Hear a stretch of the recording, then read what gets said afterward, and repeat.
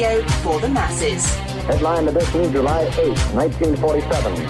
The Army Air Forces has announced that a flying disc has been found and is now in the possession of the Army. If the game is rigged, change the game. Game changer. I occasionally think how quickly our differences worldwide would vanish if we were facing an alien threat from outside this world. This is Fade to Black with your host, Jimmy Church, on the Game Changer Radio Network and KGRA, the Global Radio Alliance. I need your help to get to the year 1985. You are listening to Fade to Black with Jimmy Church on the Game Changer Network.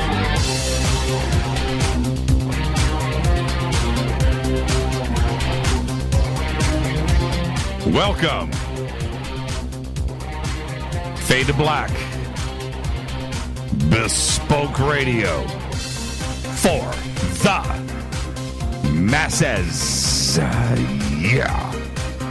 Today's Tuesday, February 5th, 2019. 36 days into the new year, just 329 days left. And I would like to welcome everybody listening all around the world, all across the United States. Hither and thither, to and fro, back and forth, up and down, east and west, north and south, far and near. This is Fade to Black. We are live from a bunker somewhere in the middle of beautiful downtown Burbank, California for KJCR, the Game Changer Network, and KGRA, The Planet. I am your host, Jimmy Church. What is cracking? How you doing? How you doing? I got an email today that said, Jimmy, you are truly the Howard Stern of UFOs. I was like, all right, I'll take that. I haven't had any strippers in the bunker though, but all right. I need a.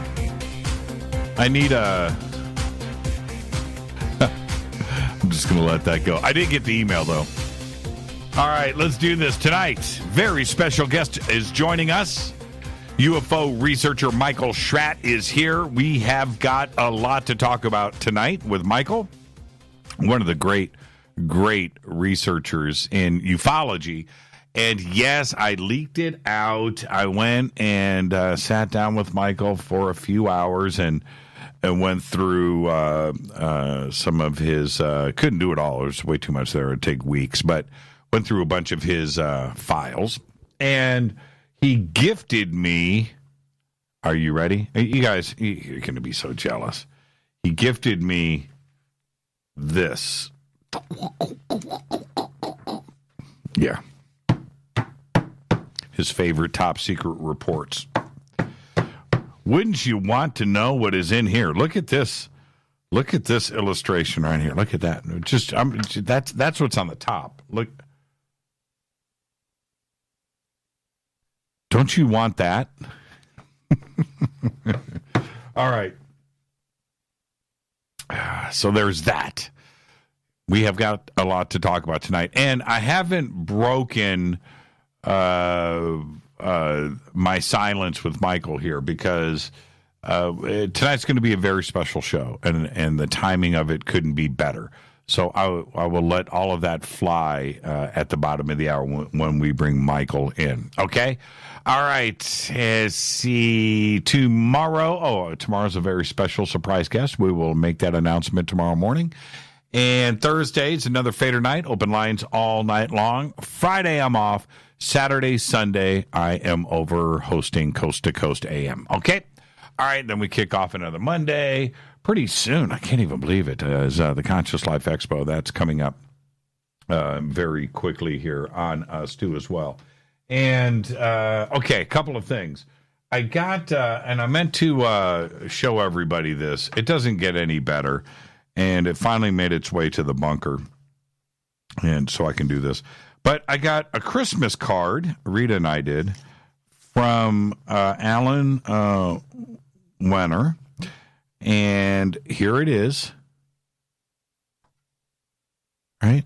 Nice, very lovely Christmas card. But it's who sent it to me? Fader 1 and Fader 2. Evan and Sean. And it came with this. I got a bumper sticker. Get lost in Montana. That's pretty cool, right? But it doesn't stop there. Check this out. I got Evan and Sean's Fader 1 and Fader 2. Somebody post up the Fader 1 and Fader 2 in Twitter. Fader 1 and Fader 2 from Soltech. I got their football cards from Flag Football. Yeah, check it out. I got their football trading cards. How cool is that? And I want to thank Evan and Sean.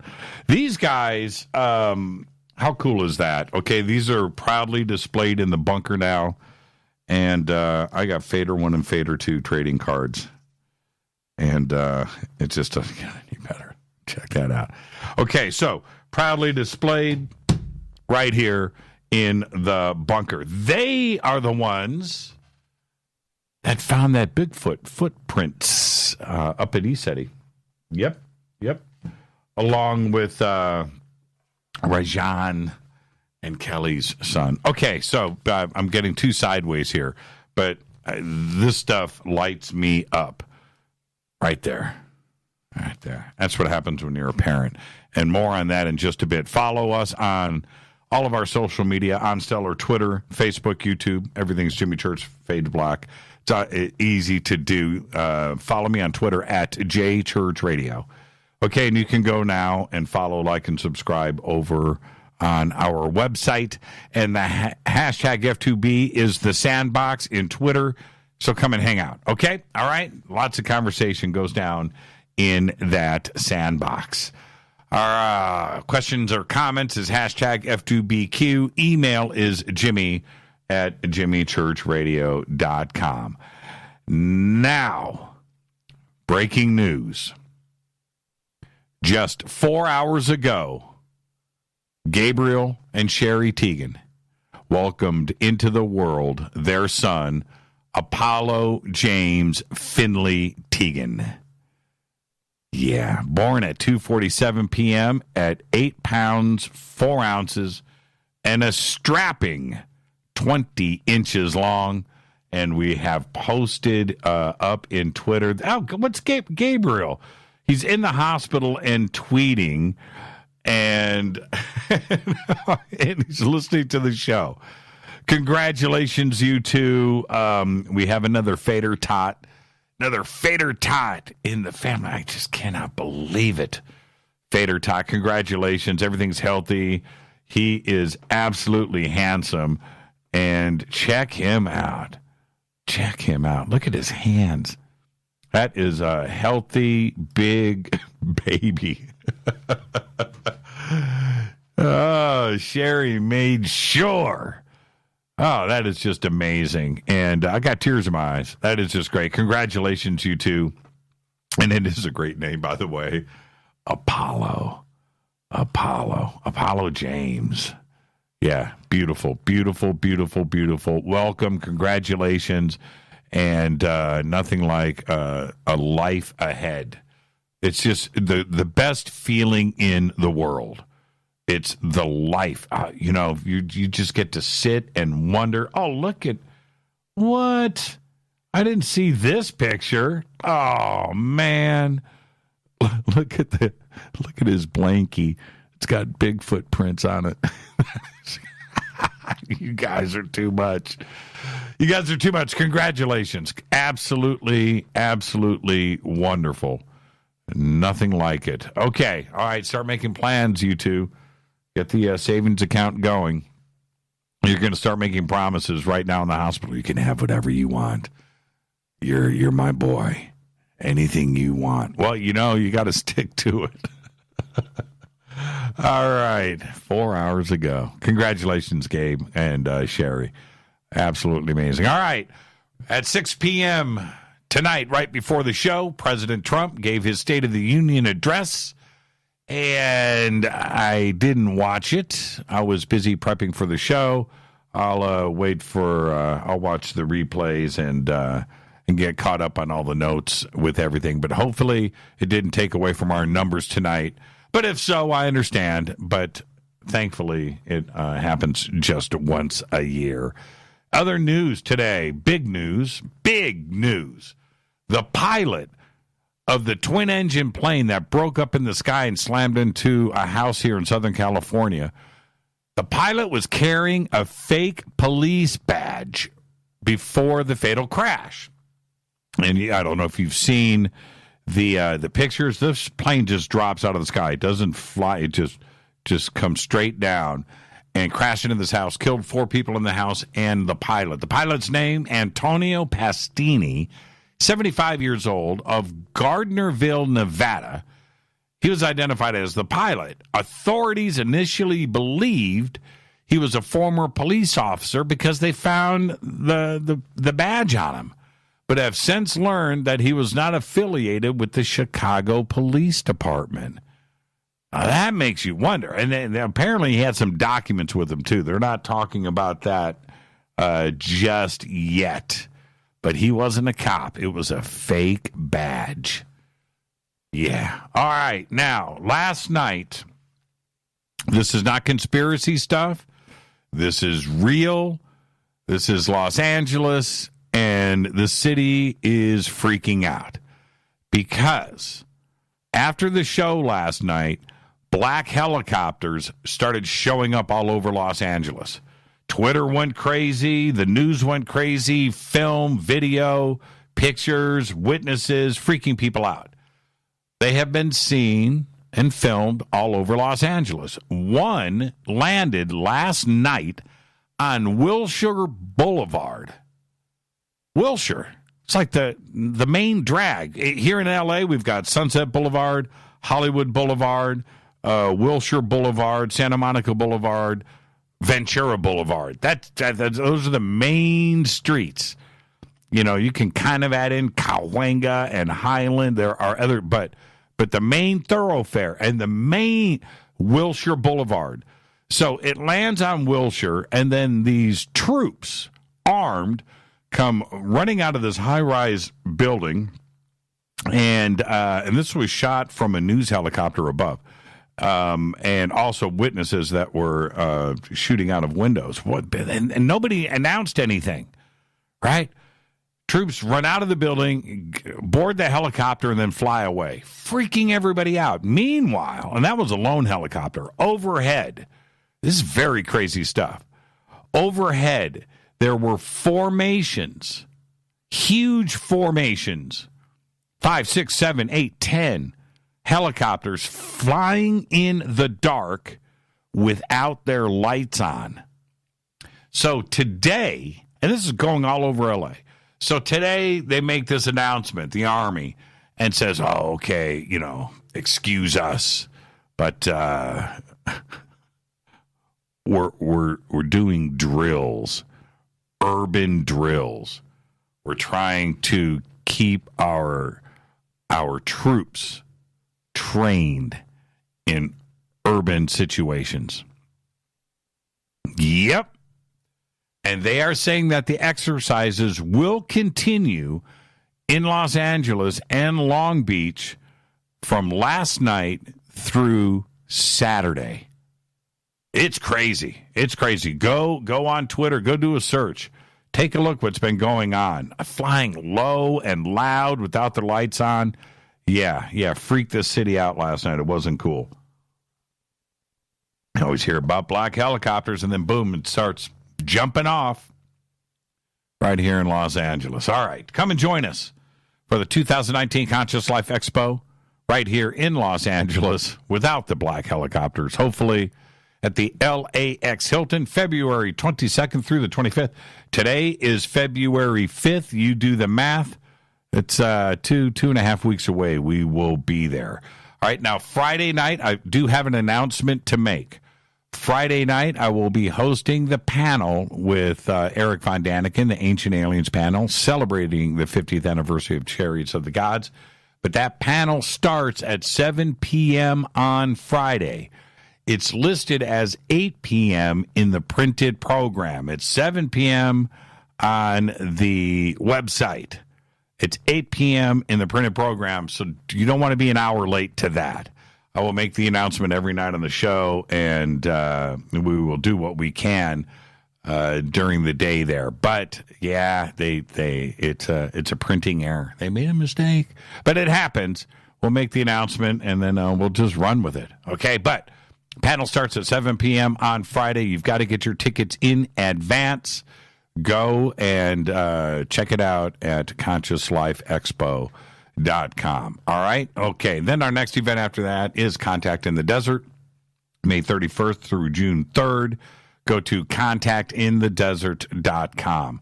Following that is our 2019 Soul Tech Conference over the July 4th weekend at Sunrise Ranch in Loveland, Colorado. You've got to register and get on the waiting list for tickets, and you do that at soultechgathering.com. Okay? All right. Let's go. Oh, by the way, Hoffman's Optics, right? The makers of the Jimmy Church night vision goggles will be with us at the Conscious Life Expo.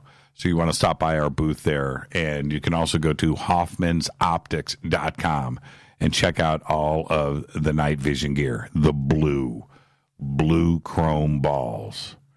All right. All right. Now, don't forget to subscribe to our podcast. It's just $2 per month.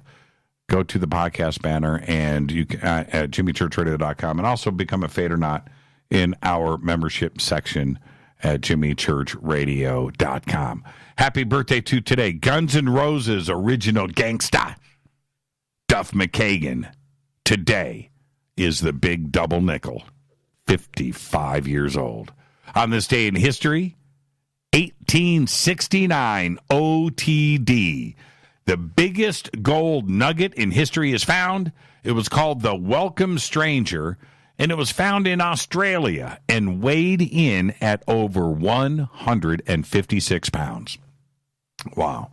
Fader fact, a 1996 federal law allows restaurants to donate leftover food without getting sued, and nobody has ever tried to file a lawsuit against a restaurant over donated leftovers. That's an amazing fact, but yet we throw it all away. We waste. That's a 1996 federal law right there. So, all those restaurant owners out there listening to me right now, donate your food. Donate. Doesn't it bother you? You got a half a steak, right? A half a baked potato. You got that. You got what, and you're just like, I'll just have dessert, and what? It's wasted.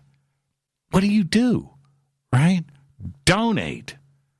Donate leftover food. All right, here we go. Tonight, Michael Schratt is here. Tomorrow morning, we will make our announcement with our very special surprise guest tomorrow. Thursday is another Fader night, open lines all night long. Now, River Moon Coffee. I remember 5 years ago, when I had a little debate on the show with a guest about Bitcoin. Now, I can't remember who it was, can't remember the guest, but that's not what is important here. What is important is that I spent a couple of weeks after that talking about it here and there, Bitcoin. And Rita said to me one night, I'm serious too, this was 5 years ago, enough Bitcoin. I'm done hearing about Bitcoin.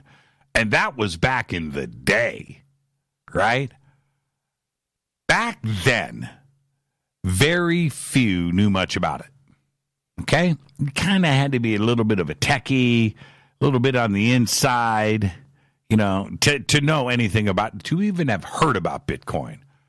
But I had followed it since its creation, when it was first announced and how it was done, and the software behind it and the blockchain. I was immersed. I was fascinated with it. And remember last year when I did my Beanie Baby comparison? Well, sometimes it sucks to be right. And I do feel bad for those who jumped in at the wrong time and lost a bunch of money. But I did warn you. Bitcoin and crypto markets have been hurting now for more than a year. I keep you posted right here on the show. I bring it up every couple of days. As a matter of fact, right before showtime, it just took a serious dive. It's 33.80. And if you go to CoinDesk, Bitcoin price, and look at what it just did in the last 20 minutes. Look at that. Just a complete nosedive. And I try to keep everybody posted, and I've tried to warn everybody, and I've tried to stay on top of this, but that is not what I'm trying to get to. Okay? Bitcoin, here's the harsh reality. Okay? Because I was very public about it. I talked about the Beanie Baby thing and what Bitcoin probably is and where it will end up. And I've said, $1. Well, yeah, being public is pretty tough. But if I'm wrong, okay, so be it. A little egg on the face is okay once in a while. But again, here's the harsh reality.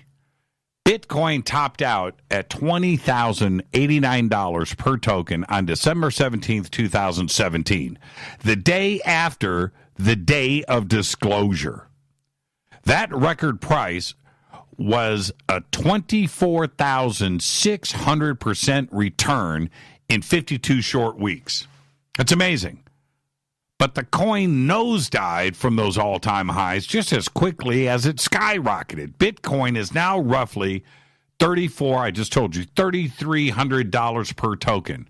That's 90%, 90% below the record from 2017. Meanwhile, Bitcoin's design makes it harder and harder for its miners to create another unit. Bitcoin mining may not make any economic sense anymore. The electricity needed costs more than the coin. That's right.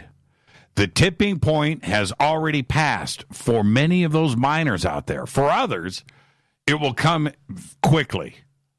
What will happen to the Bitcoin market when even the biggest and most efficient mining operators can't justify creating new tokens at some kind of unprofitable payout rate? What's going to happen? The most obvious outcome? It's going to fade to black. According to a fresh report from J.P. Morgan, the average production cost is about $4,060. It's trading for $3,300, people. These expenses are based on using the most efficient cryptocurrency mining chips available. So if you don't have the most up-to-date tech, you're out. Can't afford it. At this point, profitable mining is restricted almost exclusively to the Chinese. And you know how the Chinese do it? They tap in to other electrical sources. That's how they do it. They make deals with manufacturing businesses and factories, and they're like, hey, man, let us tap in and we'll pay you. That's only going to ride for so long. You don't have that luxury in other countries around the world. But miners in places like Iceland and the Czech Republic are still increasing their output, and they're hoping to cash in when Bitcoin has this crazy rebound and it skyrockets back up to $20,000. But for now, those operators can't really make ends meet. Miners without a serious cash cushion, right? Cash in their mattresses. They won't be able to keep the lights on for much longer, let alone eat. It's a natural thinning of the herd. And this is what is nuts. If Bitcoin prices continue to drop, it'll be a hard crash to zero. And that hard crash to zero is going to come lightning quick. Because when the mining shuts down, it would eventually become impossible to trade to transfer, or to otherwise use Bitcoin at all. In other words, Bitcoin would truly become worthless in every sense of the word. It'll just fade to black. Or maybe not. Let's say the weak ones, the ones at the back of the herd, they shut down, right? They leave the Bitcoin mining business altogether, and they turn it over to the Chinese. The rate of freshly minted Bitcoin tokens will slow, but it doesn't stop. People and businesses continue to see some possible value, right? And maybe they use them for moving monetary assets, right, around the world clandestinely, avoiding the banking system. And according to the economic theory of supply and demand, the way that I run my life, I'm an American, right? If something is scarce, the value increases. If the imbalance is lopsided enough, we're looking at the opportunity for another round of the skyrocketing Bitcoin prices, but probably not. This is what they're hoping for in Iceland and Czechoslovakia. They're hoping for that right now, right? They're hanging on. They're continuing to mine Bitcoin at a loss. But if it goes back up to 20,000 or more per coin, what they are mining today could be worth billions of dollars, right? So Bitcoin right now is headed in the direction on a map for a very, very important test. That's right.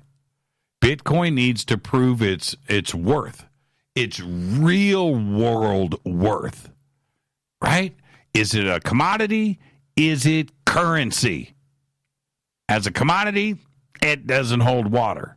As a currency, what it was designed to be used for, that's its worth. Okay? Now, I wonder when the next dive downward, like what just happened right before the show, is going to be the last one, right? Where it's not going to recover. It's just going to go straight down. But when it gets close to zero, I'm all in. I swear I am. Seriously, I'm in. There's nothing like loading up on a penny stock just for giggles. Wait a minute, that's it. I just thought of something. We'll call it Bitpenny. This is Fade to Black. I am your host, Jimmy Church. Tonight, Michael Schratt is here. Bitpenny. Bitpenny. I wonder if Michael's got some Bitcoin. I've got all the secret stuff, secret files. We've got some illustrations that are going to go up. Had a great meeting with him over the weekend. He's one of the best. So tonight, get warm, get comfortable, get your drink, get your blankie. It's Fade to Black. I am your host, Jimmy Church, on the Game Changer Network and KGRA, The Planet. Follow me on Twitter at JChurchRadio. It's really that simple. Hashtag F2B is the sandbox. I'm telling you, it sucks to be right. Remember Beanie Babies. I'll be right back.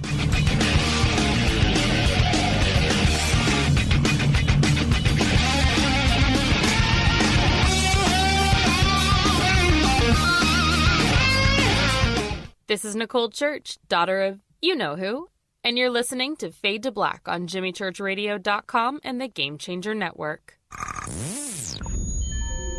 You're listening to Jimmy Church, Fade to Black. Fade to Black will now pause for alien identification. The station that talks the net. KGRA Radio. When you take the beans from Central America with dashes of Indonesian and African mixed in and then roast it to the dark side of Fade to Black, you create the ultimate brew of fringe. Introducing the Fade to Black blend from Rivermoon Coffee. Yes, Rivermoon's darkest customized roast was created for the love of Fade to Black. The alchemy of masterful roasting and smoking the beans is in every sip of this full-bodied, dark Java. I need my coffee dark, deep, with distinct bittersweet chocolate highlights, just like the bunker. Leaning further into the darkness of the roast is Fade to Black Blend from River Moon Coffee. Just click on the banner at jimmychurchradio.com and use the promo code F2BBLEND for 15% off of your order today. Go Beckley Teppy. This is Jimmy Church of Fade to Black, and you can get our podcast for just $2 per month. All you have to do is click on the podcast banner over at jimmychurchradio.com. Hey folks, guess what the number one phrase that Life Change Tea receives by email? You ready? We love this tea. We love this tea. Time after time, week after week, we love this tea. Life Change Tea gives you more energy, a beautiful cleansing, and fulfills its slogan perfectly. The tea that makes you go. So if you want to be on your health game, log on to getthetea.com and order Life Change Super Strength Tea. Packages come in a 1-month supply, and when you brew this stuff, wait until you see the results. Aren't we all about the results? And with a lot of people's health struggling, we can use a little bit of help. Doctors will tell you disease starts in the gut. So log on to getthetea.com. That's getthetea.com. Be our next email saying, I love this tea. I love this tea. Get the tea at getthetea.com. Helping America one tea bag at a time. 9 out of 10 geneticists agree. Fade to Black is not your father's radio show on the Game Changer Radio Network and KGRA, The Planet. Do you want to lose weight but have no idea where to begin? The Fast Start Diet, a 3-day weight loss plan, is the answer. 3 days of nutritionally balanced, calorie-restricted meals delivered right to your door. No shopping, no measuring, and no cooking. Everything is prepared for you and ready to eat at home or on the go. The Fast Start Diet has all the amazing benefits of intermittent fasting without starving. We've helped thousands of people who have struggled to reach their weight loss goals. Isn't it time we helped you? With the Fast Start Diet, you'll lose weight and feel great. Find Fast Start Diet on Amazon or go to faststartdiet.com and use promo code TALK to get 10% off your first box. And as a special bonus, Fast Start will include their #1 rated Lipo3 appetite suppressant spray free with your order. This is Jimmy Church. And whatever your diet plans are, do what I did. Go to faststartdiet.com. Hi, this is Rob Reiner from Naval, and you're listening to JimmyChurchRadio.com. What's up? I'm Chris. What up? This is Kyle Massey, and you're listening to Jimmy Church Radio.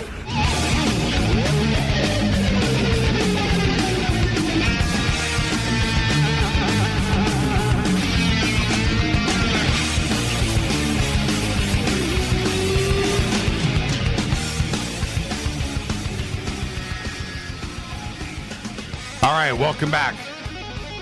I am your host, Jimmy Church. Our guest tonight, Michael Schratt. Tomorrow night, very special surprise guest. Going to announce that tomorrow. Thursday night is open lines. Fader night. Friday, taking the day off. Housework. Friday and Saturday, I'm over at Coast to Coast AM, hosting all weekend over there. Trying to stay dry, trying to stay warm. Tonight, it's Michael Schratt. He's a private pilot, military, aerospace historian, has lectured across the country on the unique subject of mystery aircraft and classified propulsion systems buried deep within the military-industrial complex.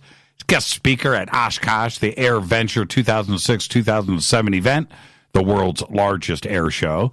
Michael has developed a number of contacts with which have first-hand experience dealing with classified black programs, including former USAF pilots, retired Navy personnel, and aerospace engineers that have maintained a top-secret SCI security clearance.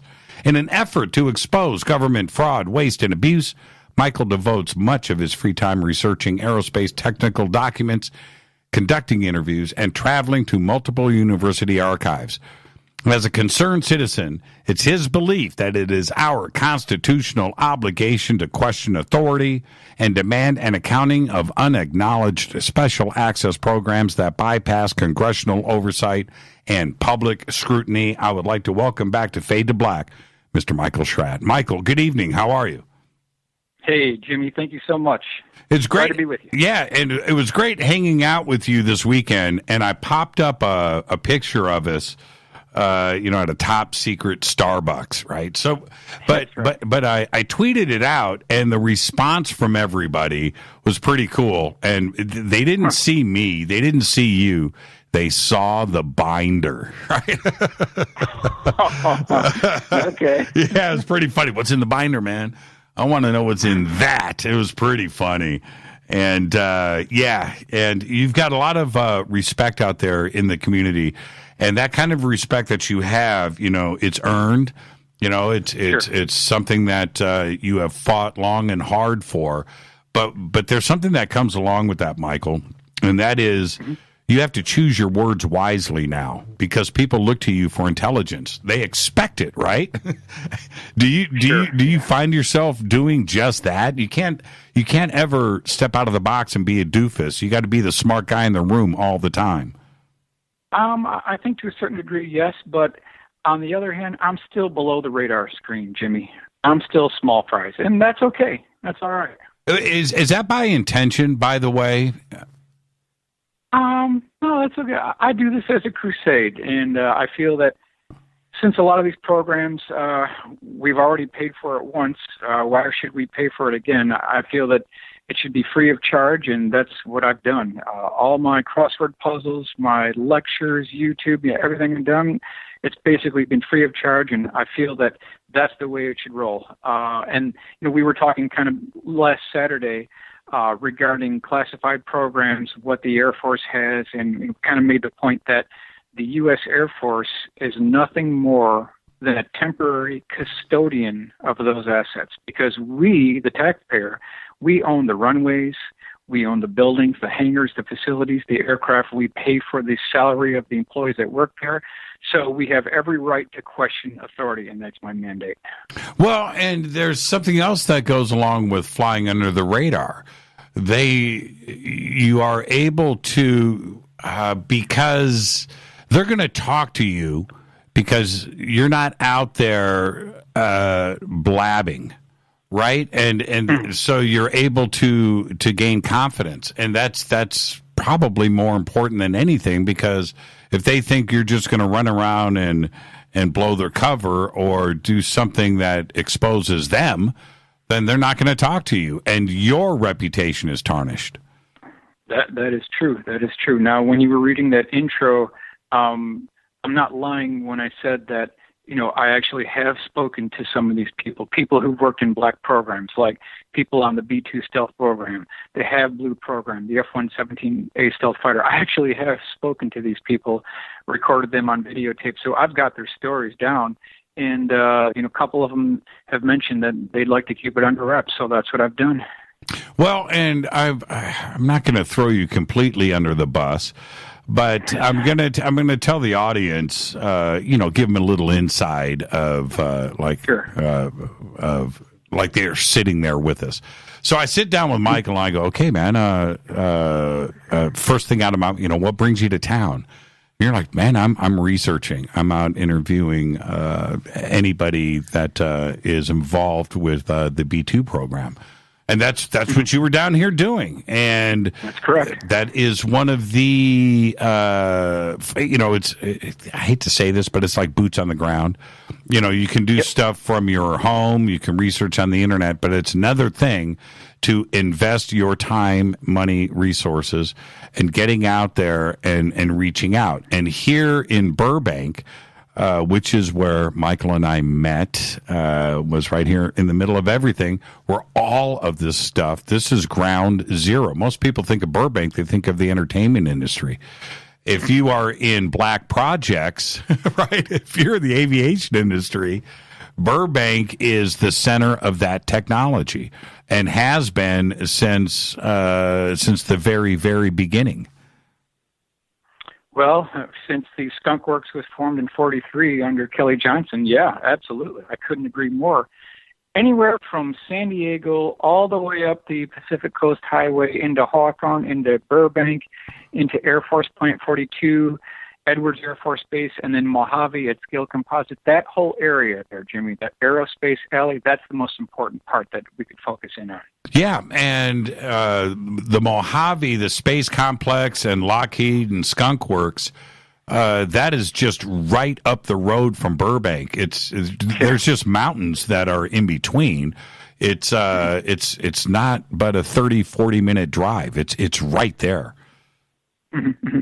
The other thing to keep in mind too is the first flight of the Have Blue prototype demonstrator took place December 1st, 1977 at Area 51. Ben Rich was there. Kelly Johnson was there. Think about how long that's been.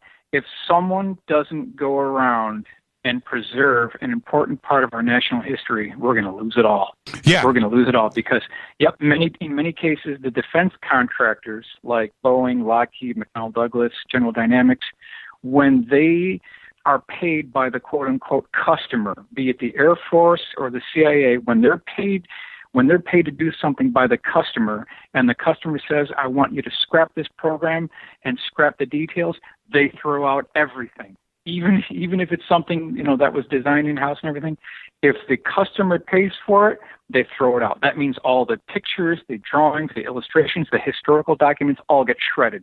And this has happened many, many times, and there's a lot of these programs that were born black, died black, we'll never hear anything about it.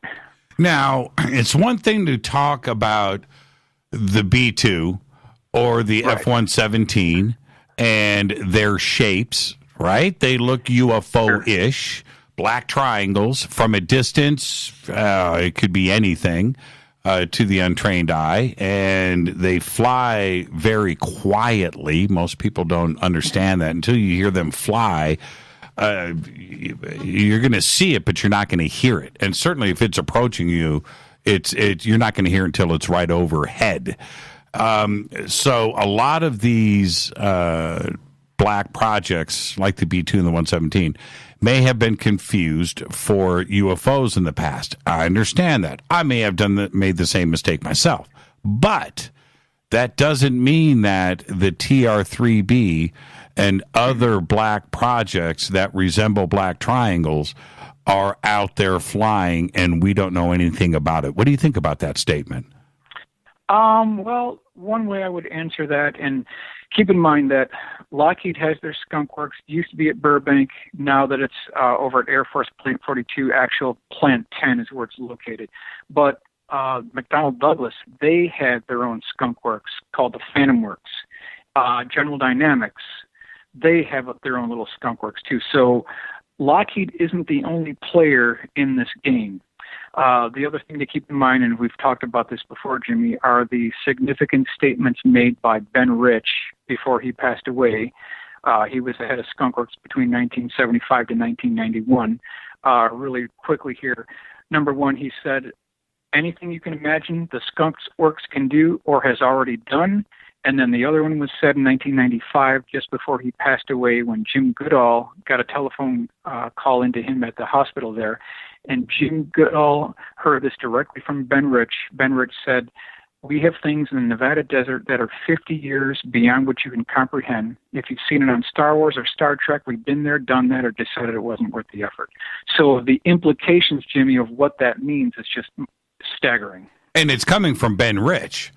Right, directly from Ben Rich. Yeah, it's coming from Ben Rich, and he's and those two quotes are amazing, and that's just a portion of what Ben Rich has leaked out over the years in confidence with friends. He has made some pretty incredible statements, and I recommend everybody to go and read his book Skunk Works by Ben Rich.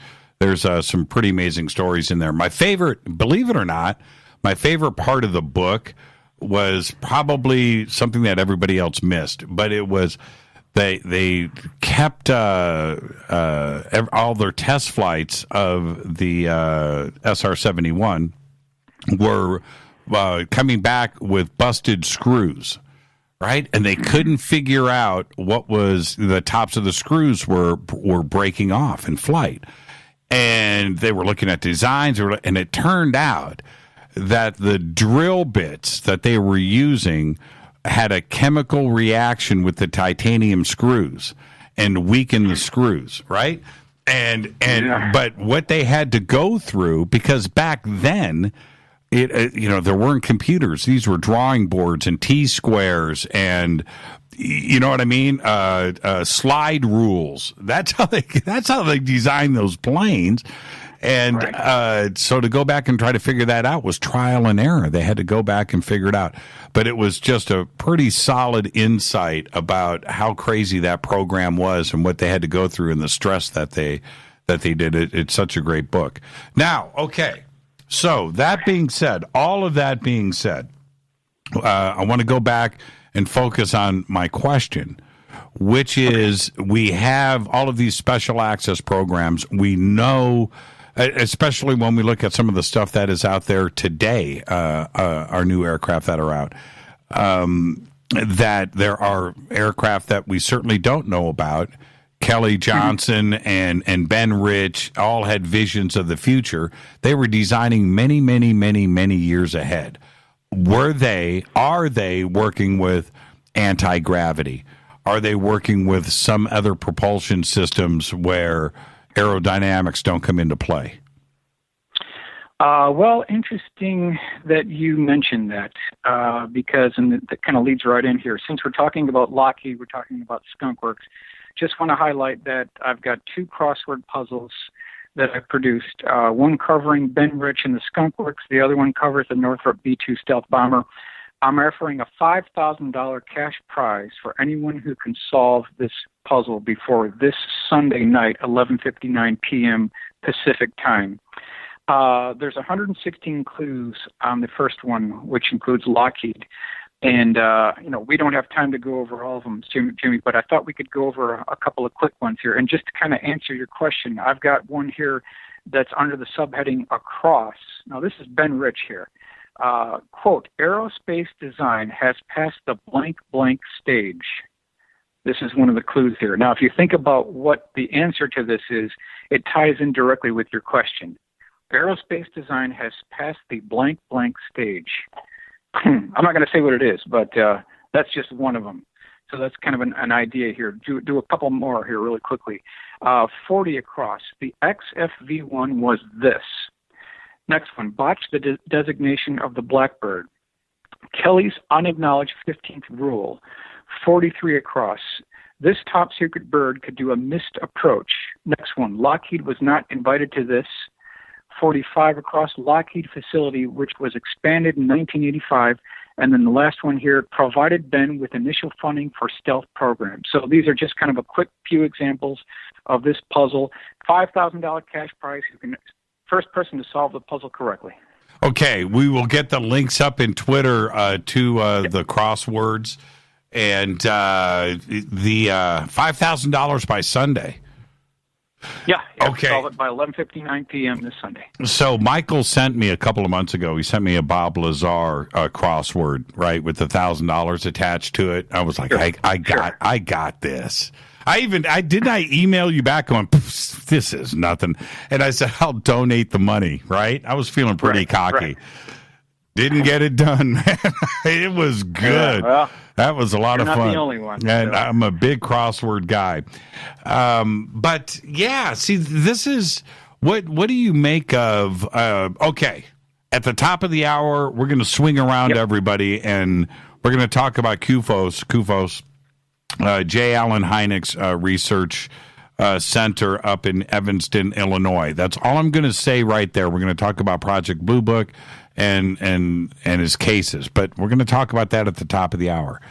But the fact that, Michael, that the TR-3B has been cited, there are more black triangle sightings probably since Belgium to this day, of which I've even photographed one myself. There have been more sightings of that. Is the TR-3B us or theirs? Is it ET? Well, take a look at the bottom understructure. That's the most key piece of evidence here. Look at what the eyewitnesses are reporting.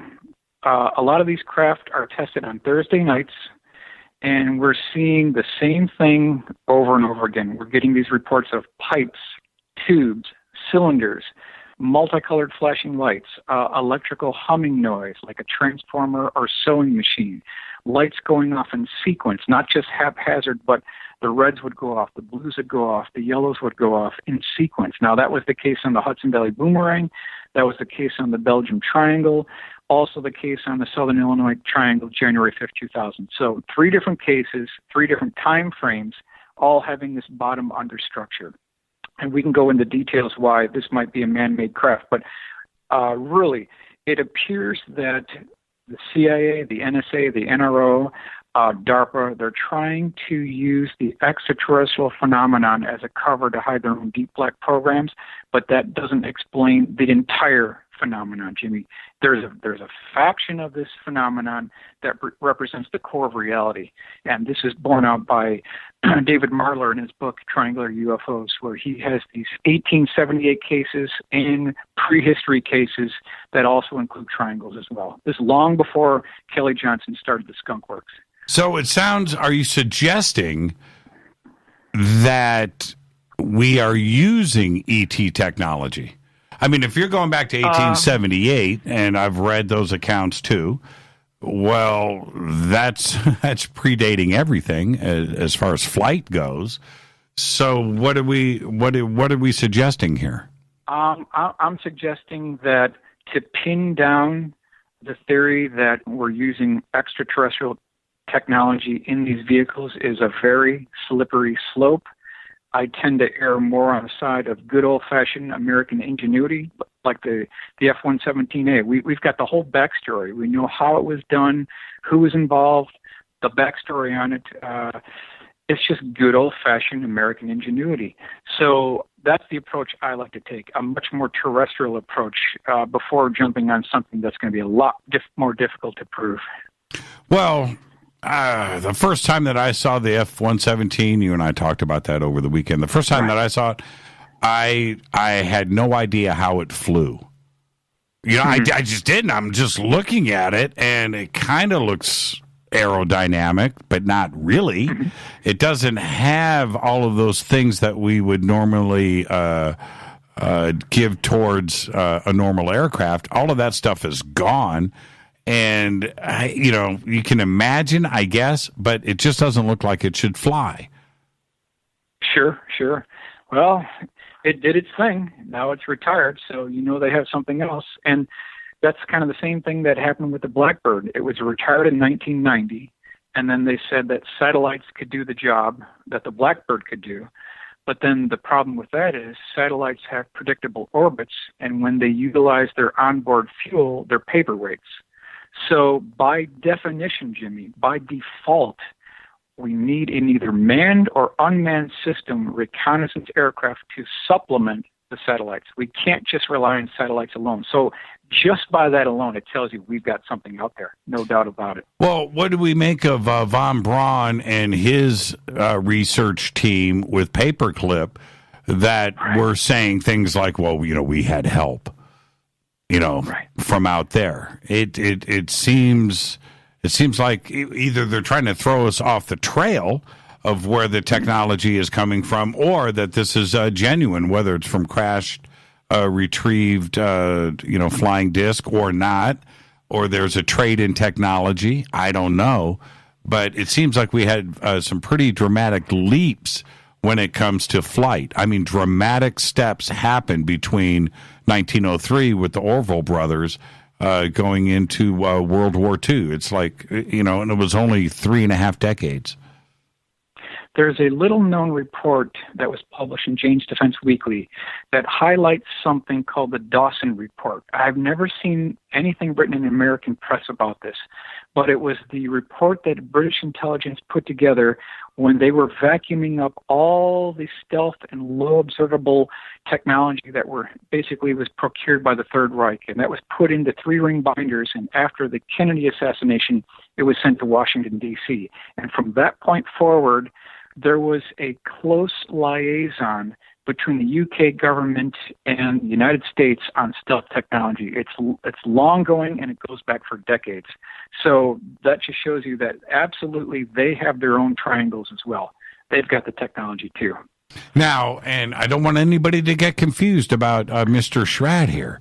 We're talking about special access programs and our design of aircraft, but that has nothing to do with the his research into UFOs and what is going on there too as well. Two different subjects, right, Mike?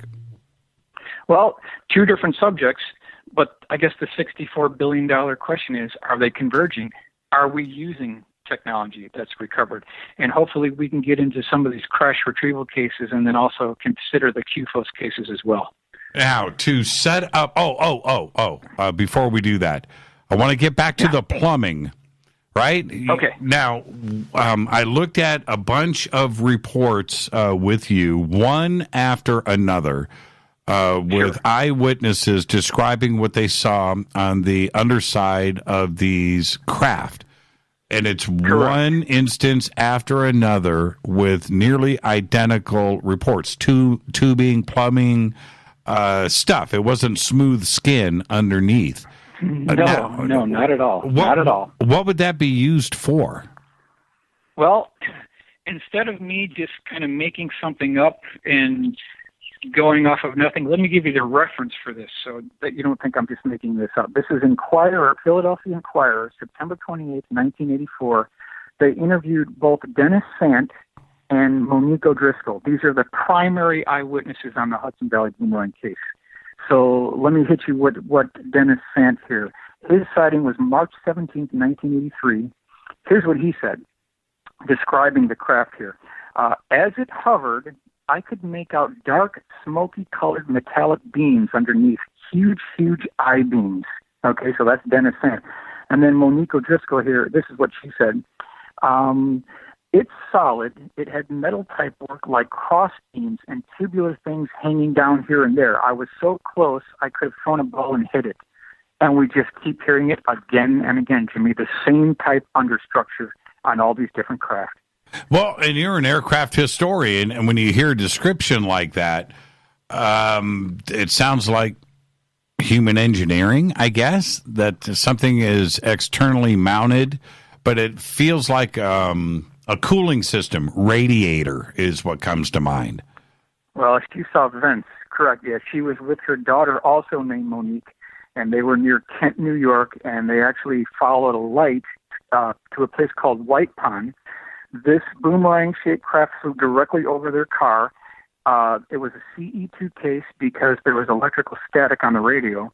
When this thing hovered over a frozen pond, it did a flat 180-degree turn and looked back at them, and then started shining these multicolored lights on the bottom of the craft, and she could see the reflection of the lights on the frozen pond below.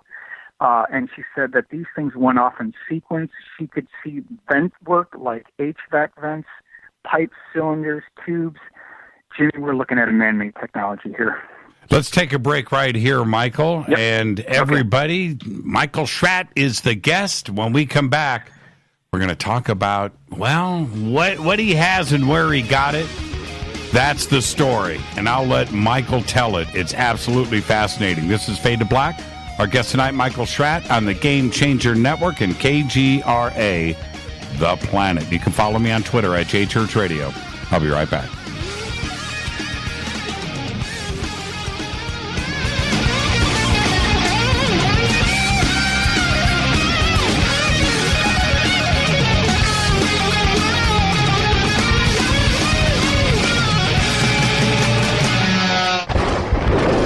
This is Fade to Black with Jimmy Church on the Game Changer Radio Network and KGRA, the Global Radio Alliance.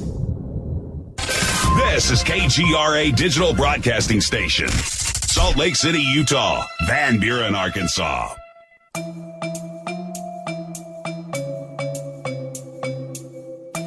Come join us for the 2019 Conscious Life Expo in Los Angeles at the LAX Hilton. This year, we are celebrating the 50th anniversary of Chariots of the Gods with Eric Von Daniken, and I'll be hosting the panel with Eric. Linda Moulton Howe, Jason Martell, Billy Carson, and join George Norrie, Nassim Haramain, Robert Schock, Daniel Brinkley, Grant Cameron, Julia Mossbridge, and another 50 speakers who will be presenting at the 2019 Conscious Life Expo. Just go to ConsciousLifeExpo.com for tickets and a full conference schedule, or click on the CLE banner at JimmyChurchRadio.com. Go back, Lee Tappy. Folks, this is very important information. What's to be said about CBD? AncientLifeOil.com. Our CBD is made from hemp and has 0.003 THC, which means this wonderful product won't get you high, no matter what amount you take. What does CBD do for the body? My hands are tied. But you can Google CBD benefits and be astounded. When you're finished reading, you'll want to log on to AncientLifeOil.com. That's AncientLifeOil.com and purchase. Life is good when you feel good. People are tired of pain. People are asking for non-GMO organic products to help them with, you fill in the blank. Legal in 49 states, and again, our CBD is made from hemp. Ancient Life Oil is about helping people one by one by one. If you wonder how good the product is, the CEO takes it every day without miss. AncientLifeOil.com. That's AncientLifeOil.com. Have a great day. Hello, I'm Katie, and you're listening to my main man, Jimmy Church, on JimmyChurchRadio.com. Hi, this is Ray Hobbs here, repping the planet, and you're listening to my good friend, Jimmy Church, Fade to Black, on the Game Changer Network and the KGRA digital broadcast station. This is Toby Kebbell. You're listening to JimmyChurchRadio.com. Don't hurt me, Jimmy. I'm only little. Hey, I'm Adrian Grenier. And this is Ari Gold. We're the Honey Brothers. We're also Honey Brothers. Hey, I'm Adrian Grenier. And I'm Ari Gold. We're the Honey Brothers. And you're listening to Jimmy Church. The Revolution. Reclaim your active lifestyle with Angioprim. Angioprim is the original liquid oral chelation supplement. Chelation helps remove toxins, heavy metals, and cholesterol in your veins and arteries that can cause blockages. Scientific research proves the active ingredient in Angioprim has superior oral chelation action that helps promote cardiovascular health. Find out more. Go to angioprim.com. Talk to a trained consultant by calling Angioprim toll-free 877-882-7221. This is Jimmy Church of Fade to Black, and you can become an official Fadernaut by just going to our membership section at JimmyChurchRadio.com.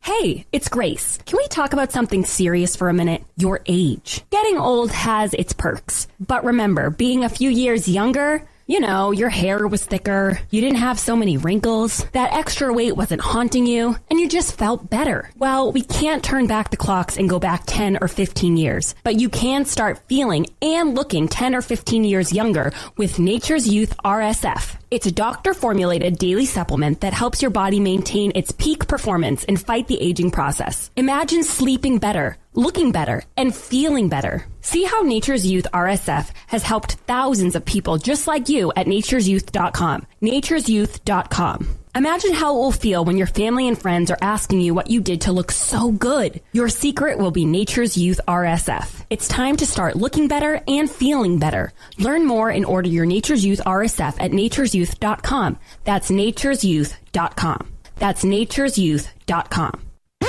Hello, this is Serena Wright Taylor from Conscious Life Expo, and you're listening to Fade to Black with Jimmy Church, who holds the Lucky Pony record for the best astrological chart since 1963.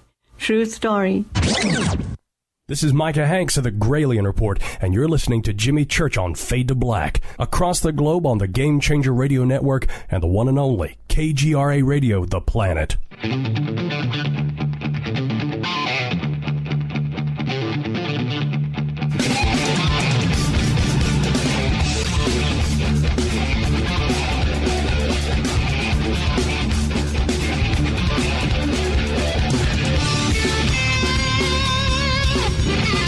Welcome back, Fade to Black. I am your host, Jimmy Church. Our guest tonight, Michael Schratt, UFO researcher. One of the best. And over the weekend, I sat down with Michael. We had a great meeting, and we started to talk about Project Blue Book, which is the new series that is out on History Channel right now, centered on the life and times of J. Allen Hynek. And I'm sure with all the publicity and marketing that History Channel has put into this, that their ratings are probably pretty solid. They certainly were on the first night. I'm not so sure where the ratings are today, but they put a lot of work into this series. And for J. Allen Hynek and his family to put it all out there, now the public perception of J. Allen Hynek, Michael, is now out there, and the public is seeing this, assuming that this is all true and that it's all real. Parts of it are, for sure, but I'm not. I'm not convinced that J. Allen Hynek is crashed in a plane doing research on a UFO case. But nonetheless, he's somebody that's fascinating that we all look up to. That his research center, which was in Evanston, Illinois, 10 years ago, you went down and visited. I'm going to hand the story off to you. What happened? Okay. Well, that's no problem. We can do that. Yeah, right around 10 years ago when I was living in Illinois, every Sunday I drive to 2457 West Peterson Avenue, where they had the Center for UFO Studies. J. Allen Hynek passed away in '86, so I never got to meet him. But Mark Rodiger was basically the curator of the collection there. Now, the first thing I noticed when I was there is that it's a completely underused resource.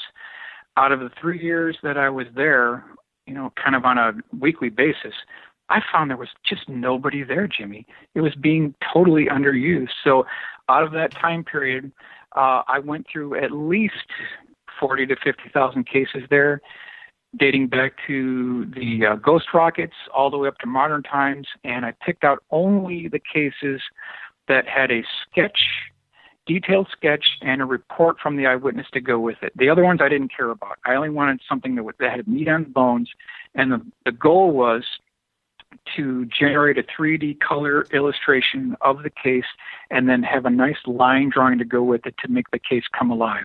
And my thought is that if someone doesn't go preserve an important part of our national history, we'll lose all of this. A lot of these cases were dead and buried for 40 years and never even been seen. So hopefully we can go over some of those cases today. And what I'd like to do, though, is before we get into those, I'd like to hit you with 10 crash retrieval cases. Okay, before we get to that, we're going to do that right now. But what is it like, Michael? Take me through that when you're looking at... Sure. Are you looking at file cabinets that are lining a room? 60,000 cases, and how? What goes through your mind? You're looking at about 16 very packed file drawers, and then when I say packed, I mean when you open them up, you cannot put a razor blade between the cases. That's how tightly packed these were, and it was just a matter of going through each one of these one by one. And I just opened it up. I looked at the case. I looked at the text. If it didn't have a sketch, I put it right back in. I don't have time to, go through anything else. It had to have something that had a detailed drawing, illustration, some type of drawing to go with it. With those, I pulled out those, and out of all those cases, I came up with maybe 120 really good cases that had a drawing and text to go with it. And that's really the bottom line. Was it done by year? How were they filed? Oh yeah, they're done by year for sure. Oh yeah, they're all organized. So what did you do? Did you? I would have started right at 1947. Yeah. Right? Is that what did you go? I started in there, and then I kind of went around the Hudson Valley Boomerang area, but I covered the entire place. Not only that, I did all the periodicals, I did the books, anything that I felt might be important, and they let me do it. They granted me access, which I'm in debt to them because. I was able to pull out some pretty good information that I don't think has ever been seen. It was just basically sitting there for 40 years, and nothing was being done with it. So I thought, let's make these come alive, and that was the goal. I was sitting there with you, and I'm holding these copies of the originals, with these crazy dates on it, right? A 1967 case, and I'm holding the original stuff. It blew my mind, and I'm holding a copy. You were there going through one case after another, and I just can't imagine for 3 years. That is just... it took a long time. I could only do it on Sundays, so that's why it took so long. Since we're on this subject, let me hit you with one right here. Now, this was sent to Jalen Hynek January 17th, 2005, way after he passed away here. So I've got a copy of his handwritten letter and his hand-drawn sketch, which I thought was really interesting. What this gentleman described is, Jimmy, and I'm just going to go right to what he's got here on his notations. He describes seeing, keep in mind, this is March 5th, 2003, Helena, Missouri, and he describes seeing a very large triangular-shaped UFO that was 1 football field in length. It had this cross-beam and girder construction like a truss bridge, and it had a large fluorescent light on the bottom. But then he said, Jimmy, that the whole thing was fastened by rusty bridge rivets. He was kind of like comparing them to something you might see on the Golden Gate Bridge. And then he said, and I got the notation here, this is 9:50 p.m., it lasted about 10 minutes.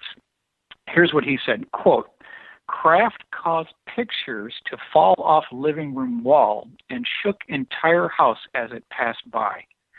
Structure of craft resembled an old truss bridge with rusted metal and vintage era rivets." So, Jimmy, in your professional assessment, do you feel that we're looking at an alien spacecraft here? See, I can go both ways on that, and you know why I can go both ways? If something crossed space for 10,000 years, does it still look brand new? And then at the end of that journey, it goes through our atmosphere and gets a little toasty. So I could go both ways. And then the other side of it, it sounds very, very terrestrial. Like he recognized what he was looking at. It didn't seem alien to him. So I could go either way. Yeah. Yep. I agree. And that's not the only one. We've got other cases within the QFOS files that also identify these rivets on the bottom of these craft, like battleship steel being fastened by rivets. We've got those cases as well. I pulled those out of the QFOS archives as well. So there's at least 12 cases that identify that kind of a technology within the file itself.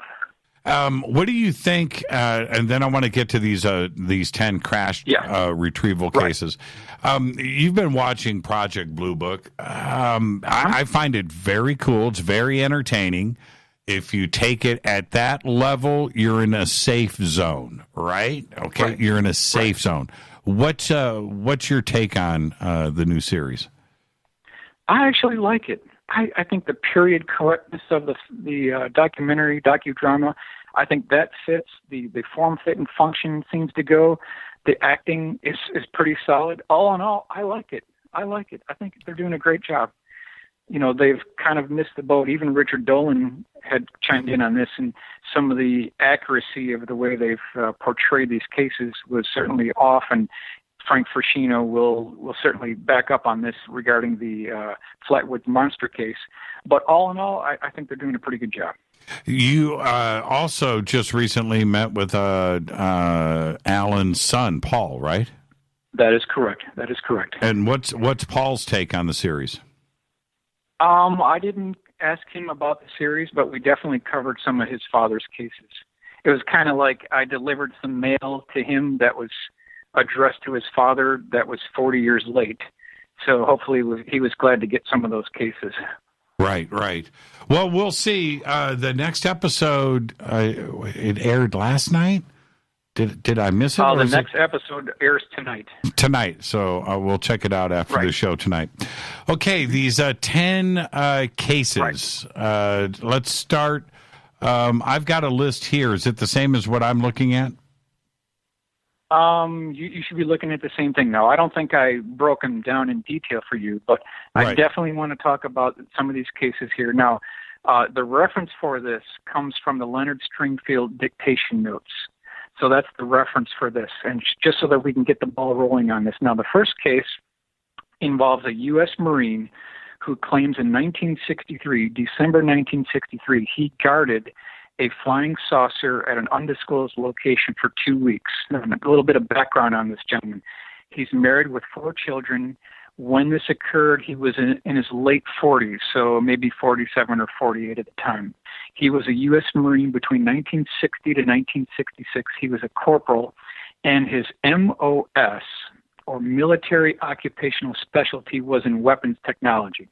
Okay. So that's kind of a basic background on this gentleman. All right. So he claims that he boarded this plane with, so you can just get the sight picture here, it had no windows, and he flew with a few other guards 3 hours from Cherry Point, North Carolina, MCAS, Marine Corps Air Station, to an undisclosed location. To this day, he would not reveal where it was. So I don't know where it was. It could have been a naval facility, could have been a U.S. Air Force facility, but he would not reveal the location of where this went down.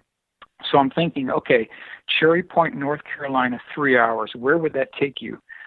Well, it could take you to somewhere on the western states. That's perhaps within range. Now, I'm not saying this took place at Area 51, but 3 hours from that location, that might get you in the Nevada, Southern California region. It's possible. So well, it depends on what kind of plane, too. If he was in a prop, could have been Wright. He didn't say. Could have been Wright-Patt. He didn't say. Could have been Wright-Patt. He didn't say what kind of plane it was. So now when he arrived, he was brought into this facility, and he was basically told to guard this flying saucer that was 40 feet in diameter, 15 feet at the center portion was the thickness there, for 2 weeks. And he was granted an interim top secret security clearance. He didn't know if this was a new crash retrieval or if this was something they had for many years. But later on, I think we'll see that it perhaps could have been a new crash retrieval. It was completely seamless. It had a polished aluminum exterior surface. It looked like a hamburger, Jimmy. It had kind of like a hamburger configuration. Now, this thing was propped up about 5 feet off the floor with these wooden planks. And again and again and again, I'm getting these reports of these flying saucers that are examined by U.S. technicians that are being propped up on planks. At least 5 separate stories of the same type description here.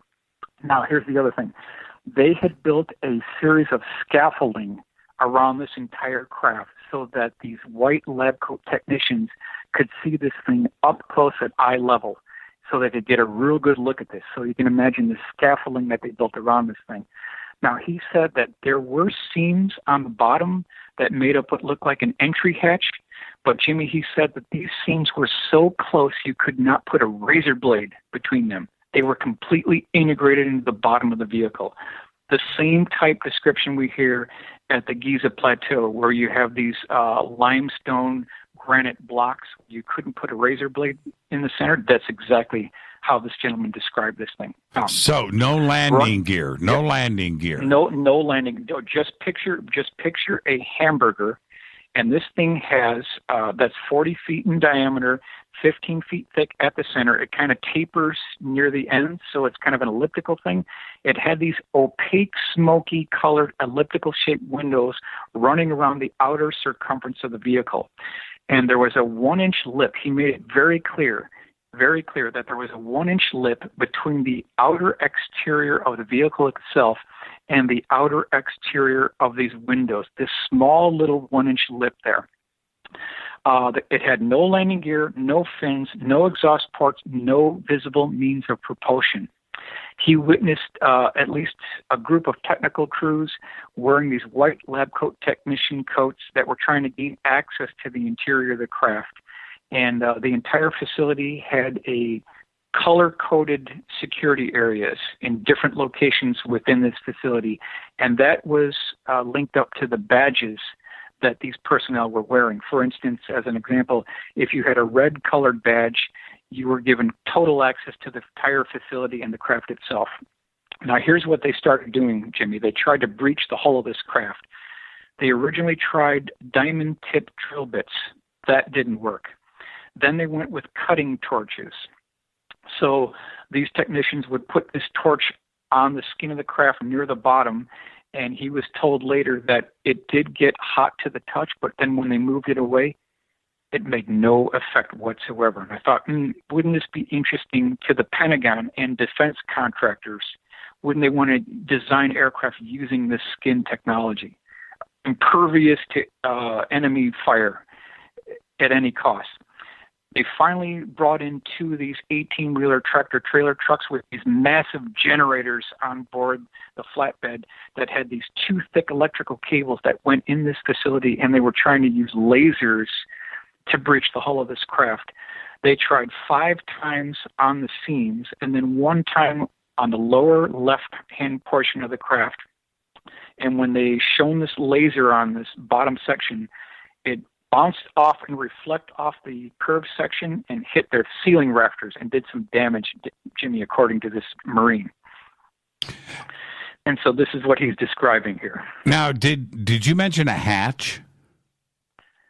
Yes. He said he could see what looked like the outline of an entry hatch on the bottom third of the craft. But they never got through it. They tried to breach it, but they couldn't get. Did they ever have access? Yeah, I want to get into that. It doesn't appear that they ever got in. That's why I think that this was a new crash retrieval, because why would they let this thing sit for decades without trying to breach the hull? So it appears, don't know for sure, but it appears that this was a new CR case.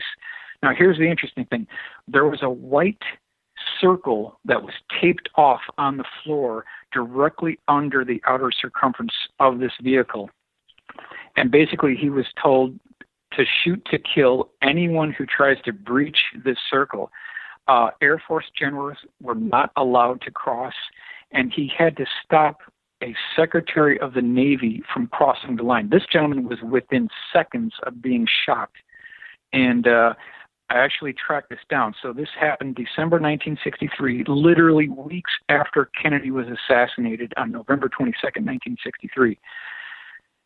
It turns out that Secretary of the Navy at that time was November 2nd, 1963 through November 28th, 1967 was a man by the name of Paul H. Nintz. He died in 2004.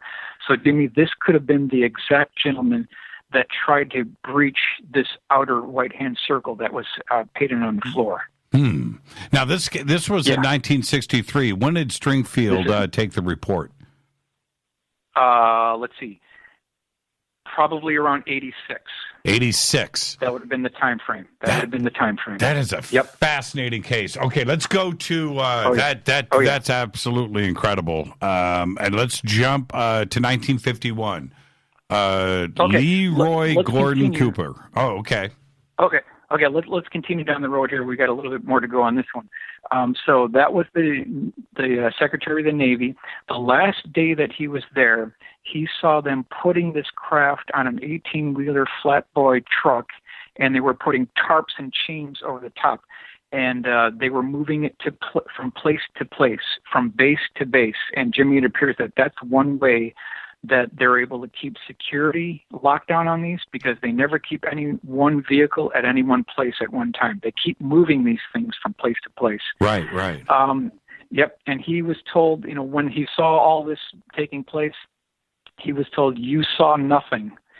And he knew of a few other crash retrieval cases that he heard secondhand from some of the technicians. And one included a case where 3 bodies were pulled from the craft. They were 39 inches tall. They had no thumbs. And he said, quote, we've got quite a few bodies in craft now. And he heard civilian scientists talking about, quote unquote, aliens in this coded jargon. And he finally put 2 and 2 together. And that's when it dawned on him that they weren't dealing with a man-made craft. This was a reverse engineering program. It finally dawned on him at that time. The craft was being moved to an underground facility that he was told in the western United States, and it's known only by its grid coordinates. So I don't think it's Area 51. I think it's something else, like 2282 or something, or a lat and lawn designation. That's what I think he was referring to here. Very interesting. This particular Western facility where he was told this craft that he was guarded was going to, he said, featured these sliding panels with vegetation on top to camouflage its location. And when the doors opened, they revealed these helipads that lowered into the ground like these aircraft carrier elevators. Mm-hmm. That's what he said that this was part of. And then upon release, he had to sign a 10-10 agreement, meaning that he'd have a 10-year prison term and a $10,000 fine if he talked about what he saw. And just quickly, I want to talk about morality that he discussed as well. First of all, Jimmy, he doesn't feel, point blank, he does not feel that the world would freak out if the governments of the world disclosed the truth about UFOs. He absolutely does not feel that there'd be a massive freak out whatsoever. But then he also said, which I think is interesting and timely, that if the bodies in the craft were put on display, there'd be a cross-section of society that would stay at home and watch football, just like the Super Bowl is Sunday. Really? Yep, that's what he thought. So what this means, and I've tried to bring this up in other interviews as well, is that from our own U.S. military officers, U.S. Marine, we have been green-lighted for disclosure. So the NSA, the CIA, the NRO, other spook groups, you're cleared to go. You're cleared for launch. We have been green-lighted for disclosure. Let's roll on this. During the Bush administration, they had something, Jimmy, called the Cosmic Journey. You might have recalled this, where there was this plan to have a very interesting exhibit that included crash retrieval bodies, UFOs, debris, and it was going to go from state to state, maybe even country to country, and brief the general public on what they knew about UFOs. It never happened. It never happened. What I thought is... Yeah, go ahead. We've got 1 minute before the break, Michael. Go ahead. Okay, that's fine. All right, now he was asked, what did they learn? What were the lessons learned about this? And his quote was, not much. So that leads me to believe that, Jimmy, they never even got inside this thing. They never, with the diamond trip drills, with the cutting torches, with the lasers, they never even got in to breach the hole. So there wasn't many lessons learned, according to this Marine. There are, when you go and jump on Google Earth and right. Take a look across the United States and get west of the Mississippi, there are bases upon bases upon bases out in the middle of nowhere.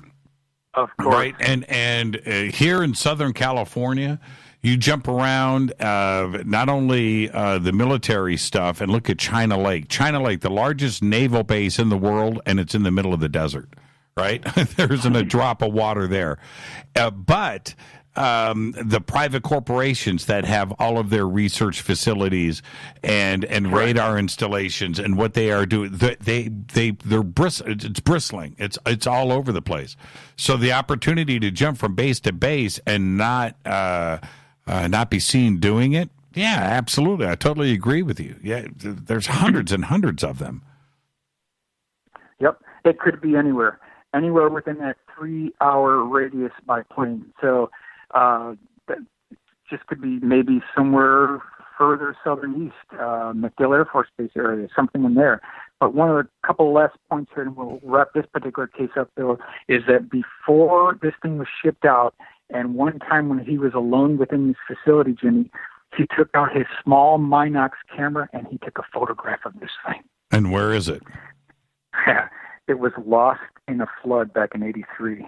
However, I was able to secure detailed copies of his original hand-drawn sketches of this craft directly from the Marine.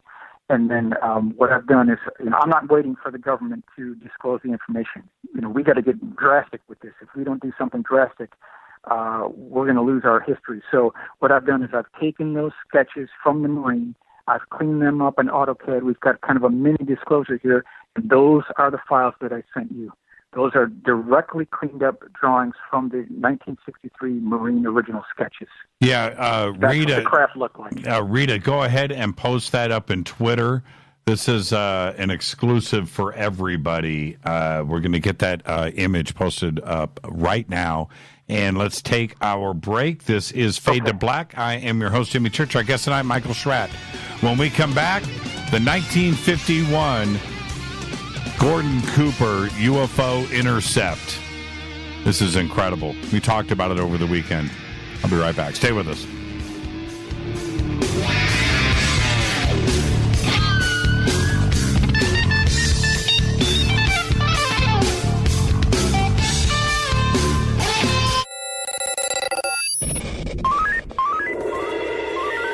Way out here, we listen to Jimmy Church.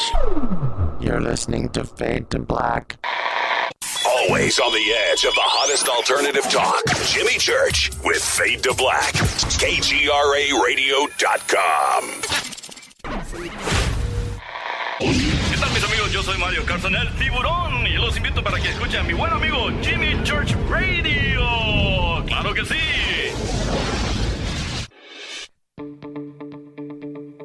Hurricanes, earthquakes, wildfires. This year we've experienced more than our fair share.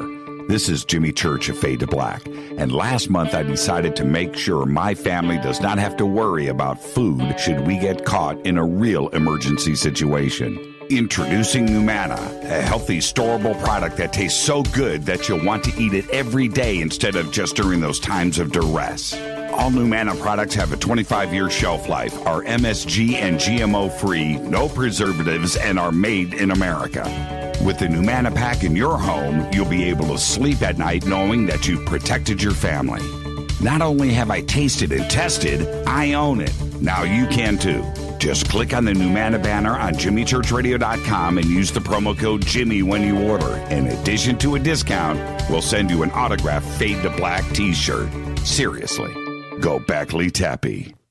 Do you want to be an official Fadernaut? Of course you do. This is Jimmy Church of Fade to Black. Just go to our membership section at JimmyChurchRadio.com.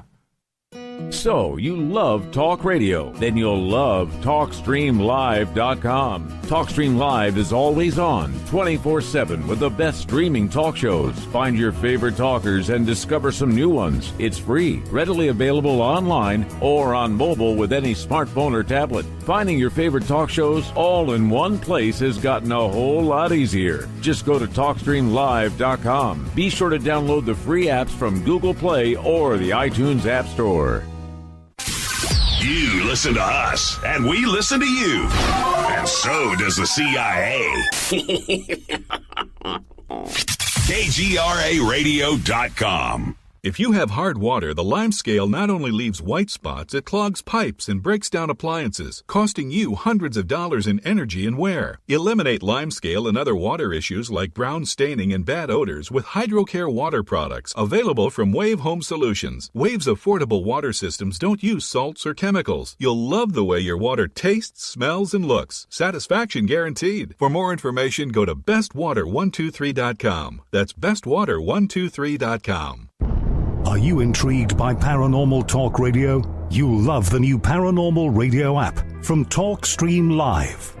You'll find a great selection of talk shows covering UFOs, ghosts, strange phenomena, and much more. Download the paranormal radio app now and start listening to the very best in paranormal talk entertainment, including the network you're listening to right now, the paranormal radio app, free in Google Play and the iOS App Store.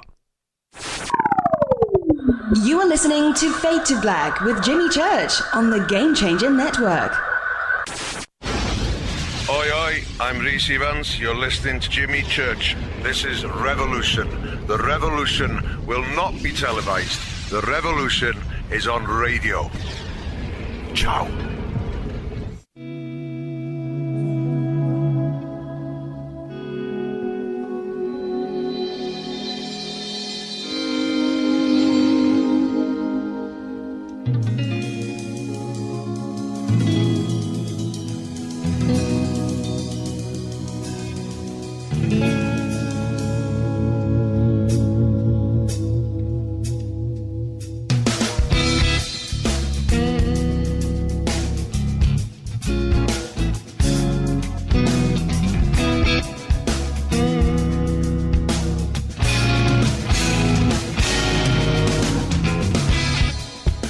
Welcome back, Fade to Black. I am your host, Jimmy Church. Our guest tonight, Michael Schratt.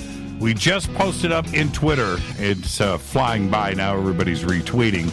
but the images from the 1963 Marine Ufo Encounter and Michael's drawings of that. And this is the thing. Michael and I were sitting there. We talked for a few hours. And he's got literally probably, I'm going to say 500 cases sitting in front of me in this binder. And we got pretty deep into, I don't know, 10, 20, maybe 30 cases. We didn't even dent that binder, Michael. We didn't even dent it. Keep in mind, Jimmy, that's one of 197 binders total. That's insane to me. Insane. And it was just one case after another. The majority of them I had never heard of. And that's what's so incredible here. It's your research and how you handle this, Michael. It's just you deserve a medal. We'll figure something out. Okay. Yeah, that's fine. But what I want to stress is that I'm not making these up. They all have paperwork to back it up. So these have a historical legacy and lineage behind them.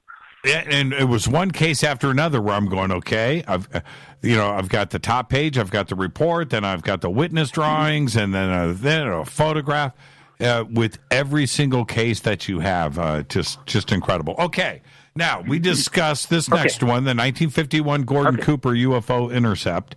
One of the most incredible cases, and we all know Gordon Cooper. We've heard his statements on UFOs, and his position on the subject for sure. But most of us don't know about this 1951 UFO Intercept. Okay, so let's kick this off, Jimmy. We're talking about Gordon Cooper, one of our original Mercury astronauts, and out of all the astronauts that had talked about UFOs, by far, Gordon Cooper is the most outspoken, by far. And then, Jimmy, on March 27th, 1978, he was on the Merv Griffin show, and he made a series of shocking comments that totally rattled the audience. And I'm just going to hit you with some of the things that Merv had said here. Now, this is Merv Griffin speaking, March 27th, 1978. Quote, "There's a story going around, Gordon, that a spaceship did land in Middle America, and there were occupants and members of our government were able to keep one of the occupants alive for a period of time. They've seen the metal of the aircraft, and they know what the people look like. Is that a credible story?" And then Gordon comes back here, "I think it's fairly credible. I would like to see the time when all qualified people not trying to make a dollar selling some weird stories could really work together to properly investigate these stories and either refute or prove them." Then Merv came back and said, "Do you believe that UFOs are coming to Earth or have come to Earth in the past?"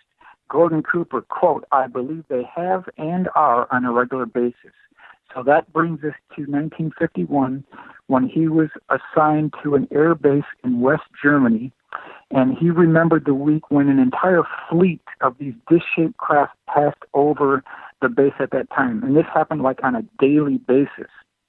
The first day, it was seen by a weatherman who noticed these strange objects flying at a high altitude. Later, the entire fighter group saw them as well.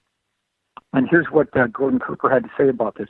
Quote, "Unlike fighters, they would stop in their forward velocity and change 90 degrees, sometimes in the middle of their flight path." So they were flying, Cooper and his fellow pilots were flying F-86 Sabre jets and F-84s, and they tried to intercept these craft, but were absolutely not able to catch up to these things. No doubt about it. Here's what he said here, Jimmy. Quote, "We could never get close enough to pin them down, but they were round in shape and very metallic looking." So coming from one of our astronauts, I feel it's reliable testimony. It's as reliable as it gets. And there's something else about Cooper, Gordon Cooper, that I always think about. He had a genuine concern in his eyes when, you look at his face when he discussed UFOs, but there was something else, too, that I thought was telling. He always seemed a little bit nervous, scared. He saw things, and it shook him to his core. I think it affected Gordon for the rest of his life. I don't think he was ever the same. Yeah. Well, who was building this in 1951 that could outpace the F-86? Yeah, what I know. technology was being used, right? And here we have Gordon Cooper, true bona fide American hero. American hero, one of the original astronauts. That's it. And if you can't depend on his knowledge, his eyes, he's a fighter pilot.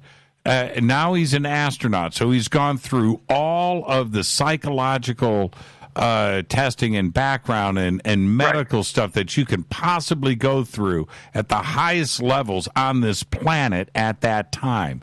There were no exceptions to it. So for him to have this kind of testimony and make these kinds of statements, we have to take Gordon Cooper at his word. We have to. I believe you totally. Yes, I think it's reliable. We can bank on it. So, okay, what happened? Let's continue with this. Did he file a report? Let's continue on. Yeah. Okay, so let's continue. This next case also involves Gordon Cooper. This is 1957. This is one of those legendary cases within ufology. Oh, is this Edwards Air Force Base? Yeah, this is Edwards Air Force Base, 1957. He was a project manager at Edwards at the time, and he assigned a group of photographers to a remote portion of the base for the purpose of installing this precision landing instrumentation. They had motion picture film cameras with them, and they were recording these precision landings. And let me just hit you with what Gordon Cooper stated here. Quote, while the crew was out there, they spotted a strange-looking craft above the lake bed and began taking films of it. Okay. Then he goes on, quote, hovering above the ground, and then it slowly came down and sat on the lake bed for a few minutes. And this whole thing, Jimmy, was caught on film. They got this on motion picture film reel, no doubt about it. It was about the size of a vehicle, maybe around 30 feet in diameter, according to Gordon Cooper. It was shiny silver in color. Just before it landed on the dry lake bed, it extended these 3 landing gear legs, and then it touched down there. The camera crew got within 20 yards of it before it departed, and Gordon Cooper did not physically see the craft himself. But once the film was developed inside Edwards' facility, the photo lab there, he ran it through a projector at least 12 times and held up the film. He did see the craft on the film, but he didn't see the actual craft physically. And then he went on to say here, not too many people saw it because it took off at quite a sharp angle and just climbed straight out of sight. And at that point, Jimmy, I think you know what happened from there. An Air Force courier, we believe from Andrews Air Force Base, was sent to Edwards Air Force Base and a briefcase there. This film was put into the briefcase. It was handcuffed to this courier and either sent to Andrews Air Force Base or Bolling Air Force Base, or perhaps somewhere in the Pentagon, like the 5th floor of the Pentagon's D ring. Could have been somewhere there. Bottom line is they must have a warehouse, Jimmy, full of this information. The gun camera footage, the 8x10 glossies, maybe the alien autopsy reports, reports from pilots that have seen these things, the kind of bombshell physical evidence that we need to move this field forward. It was stored at this location and probably dozens of others around the country. Holloman. I want to see Holloman. Yeah. I mean, I want to see Holloman, man. I want to move on to Jackie Gleason. And the reason why I think Jackie Gleason is so important here is that first off, his relationship to Richard Nixon. Okay, we know about that's urban myth, urban legend today for sure. But Jackie built his house to look like a flying saucer, right?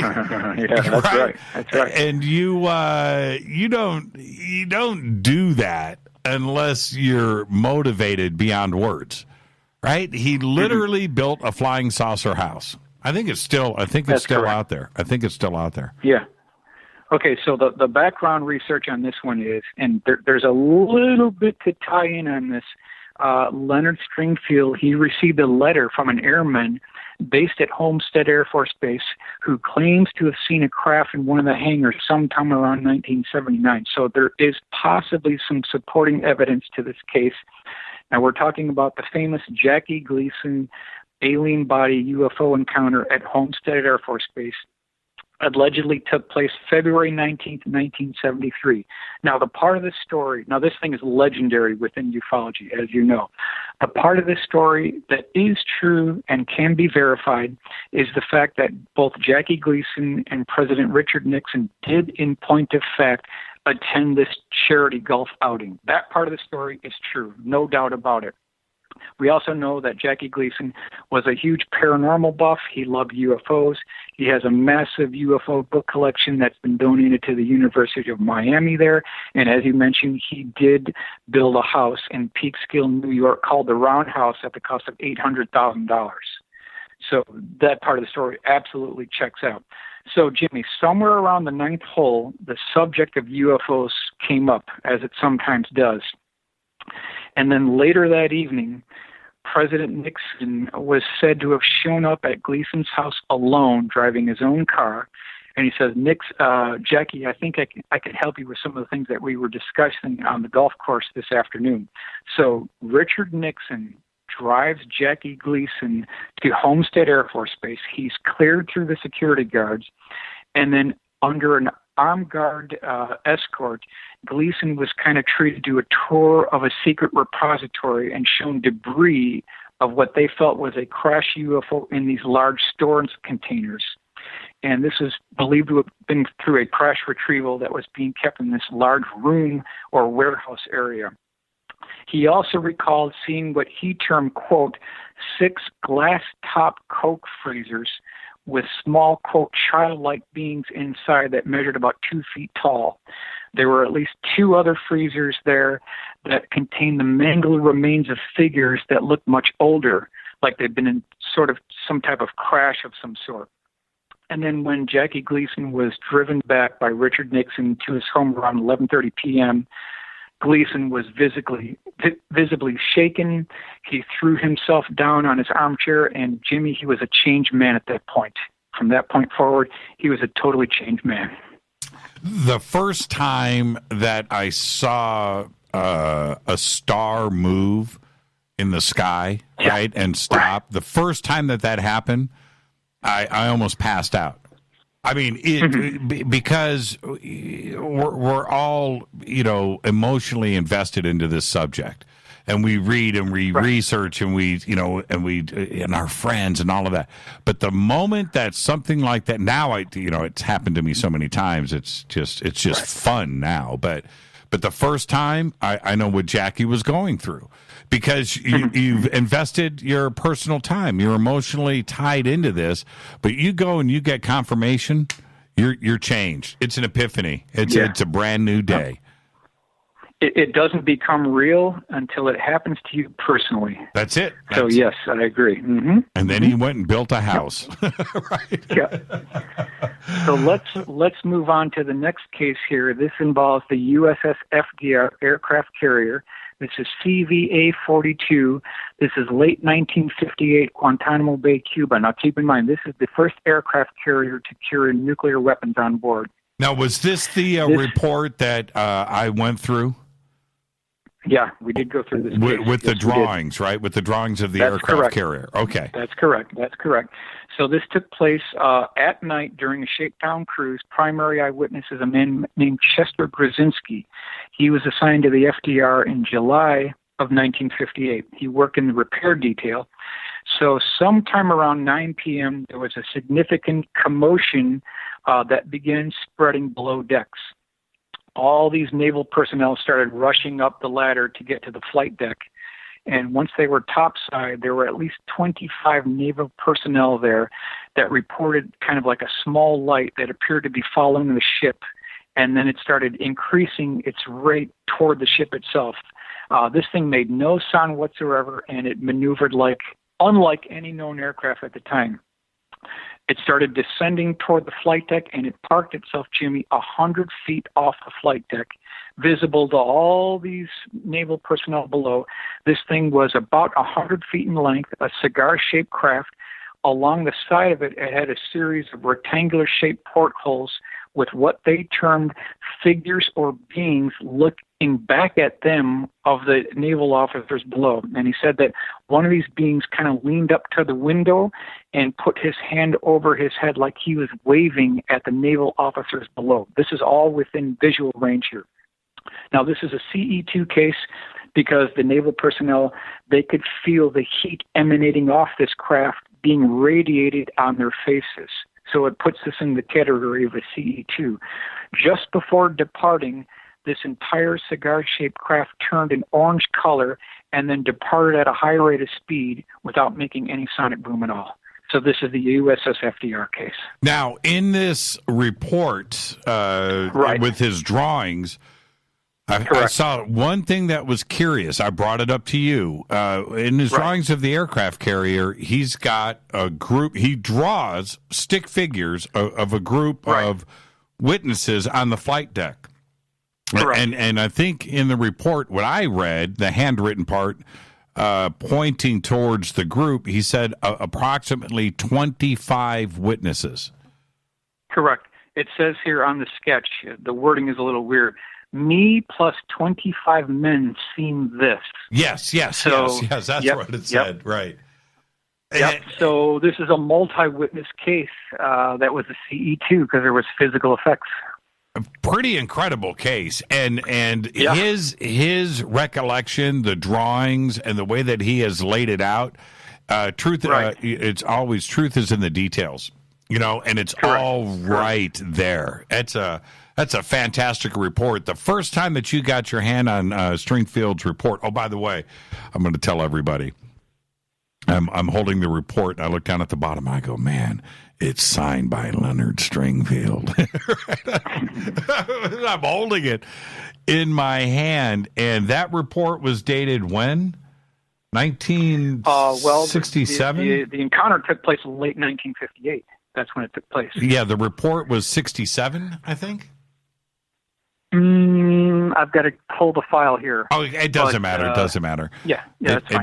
It doesn't matter. But holding a historical document like that for me was pretty cool.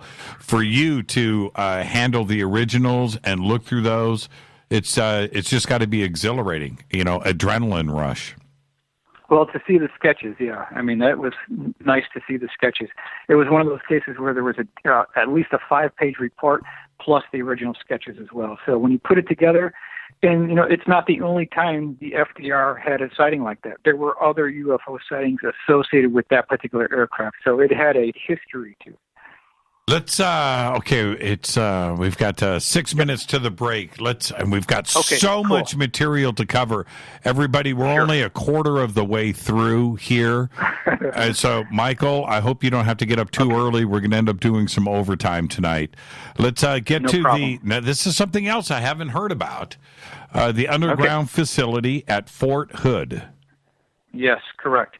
Now, I just want to state that we've got report after report of something strange going on at Fort Hood. It appears to be the case. Now, this is a base in Central Texas. It's 160,000 acres, Jimmy. We're talking about a big, large facility here. The reference for this is the Leonard Stringfield collections that included a letter from Tommy Blonde, researcher, March 3rd, 1982. And it's believed that there's a huge underground complex within Fort Hood, part of the Gray Army Airfield Complex, which is kind of built into the side of a hill here. It has a camouflage section, according to the letter, a camouflage section of land that opens up like sliding doors to reveal this entrance. This is like the third time we've heard this now, of these underground facilities that have this camouflage textured exterior to blend in with the background. We've heard that, again, multiple times. And what happened here is that an Air Force captain, while stationed at Fort Hood in 1972, told Blonde in the late 1960s about this interesting event that involved a private pilot. he had to make this emergency landing within Gray Army Airfield. So just picture this. It could have been a 172. I'm not sure. It could have been a Cessna 152. But this guy lands at Gray Army Airfield, and according to the letter, he is met by a Jeep with these MPs that had they were armed with machine guns.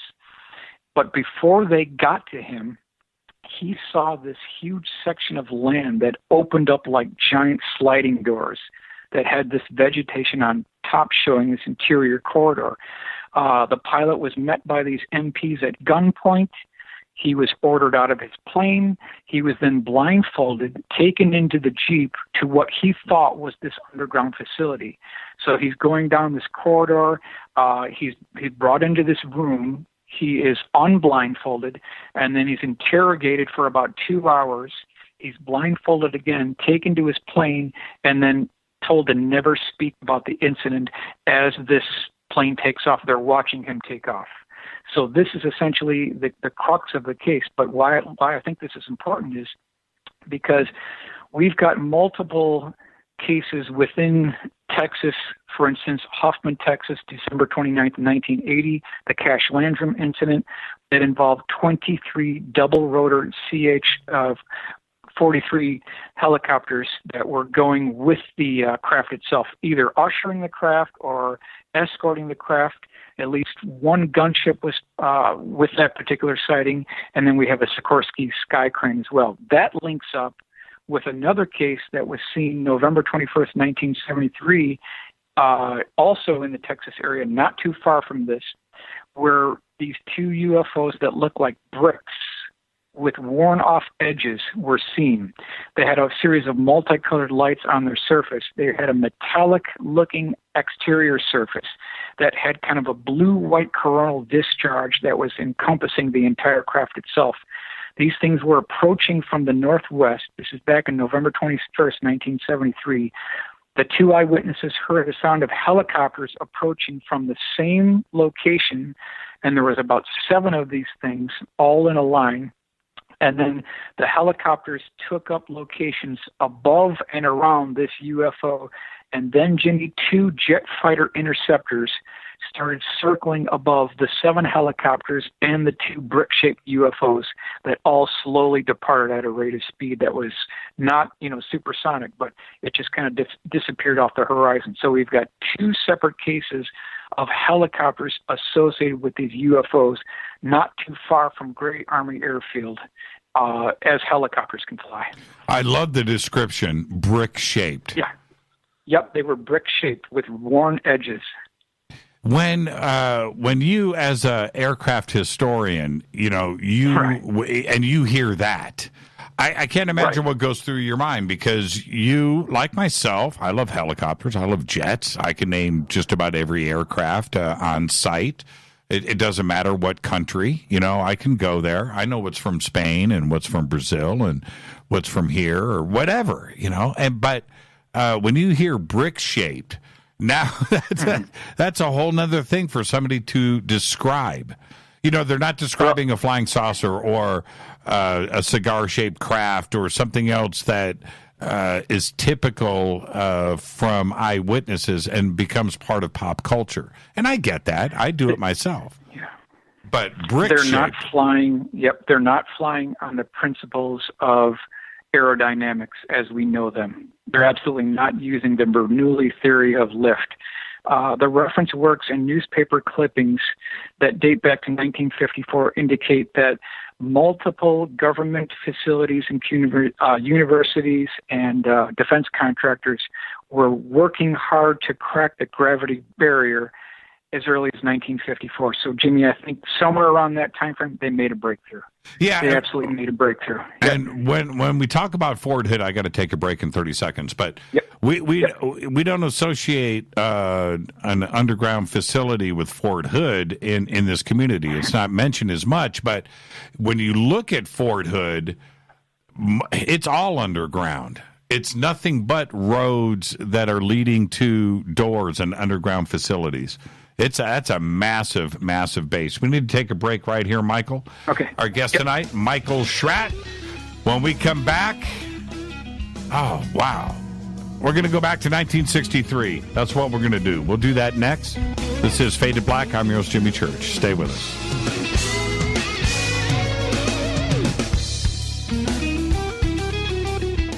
Hi, everybody. This is Rob Halford, the Metal Guard on JimmyChurchRadio.com. This is KGRA Digital Broadcasting Station. Salt Lake City, Utah. Van Buren, Arkansas.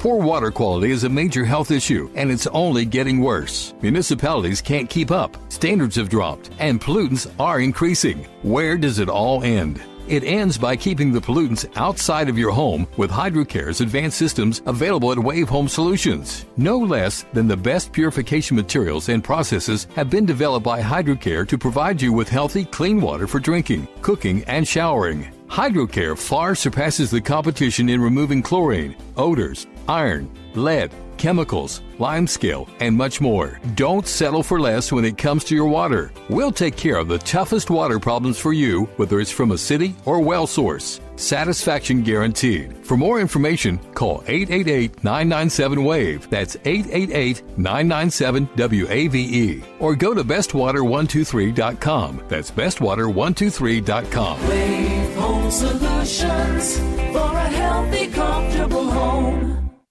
Your contact for current news and trending topics. KGRARadio.com. Does your basement or crawl space have a damp, musty smell? Well, watch out. That's a sign of too much moisture and not enough ventilation. And that can mean increased mold growth and the buildup of harmful toxins and gases. Don't bother with a dehumidifier. It just circulates the same unhealthy air. Now there's a better way to remove these dangers and odors. It's with the computerized Wave Moisture Control Unit that reduces moisture and expels pollutants. We replaced our old dehumidifier with the Wave unit, and in only 3 weeks, our basement is dry and the musty smell is gone. Wave units require no maintenance, no buckets of water or filters, and costs only pennies a day to run. Breathe better, live healthier with an affordable, no-maintenance Wave unit. Call 888-717-WAVE, 888-717-WAVE, or visit dryhealthyhome.com, dryhealthyhome.com. Ride the wave. Wave Home Solutions for a healthy, comfortable home. This is Jimmy Church of Fade to Black, and I only drink Fade to Black blend coffee from River Moon.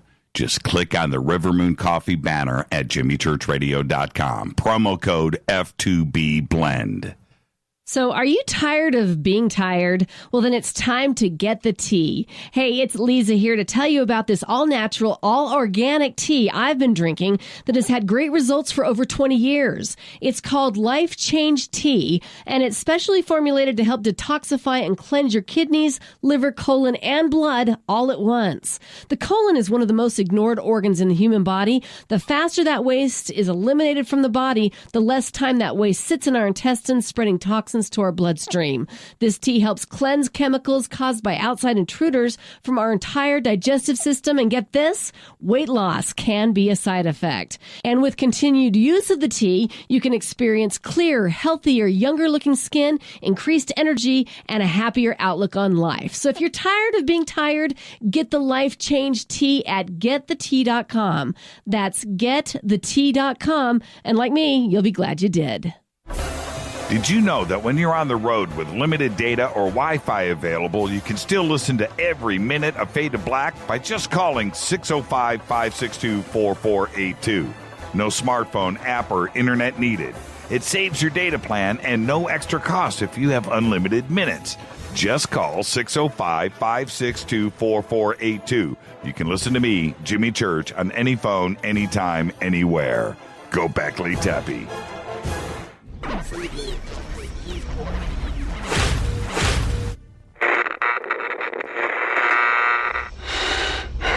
You want to know a secret? I love ponies. I really love ponies. I'm serious. I couldn't stay sane without ponies to brush. Why Fade to Black? Because you never got that pony, damn it.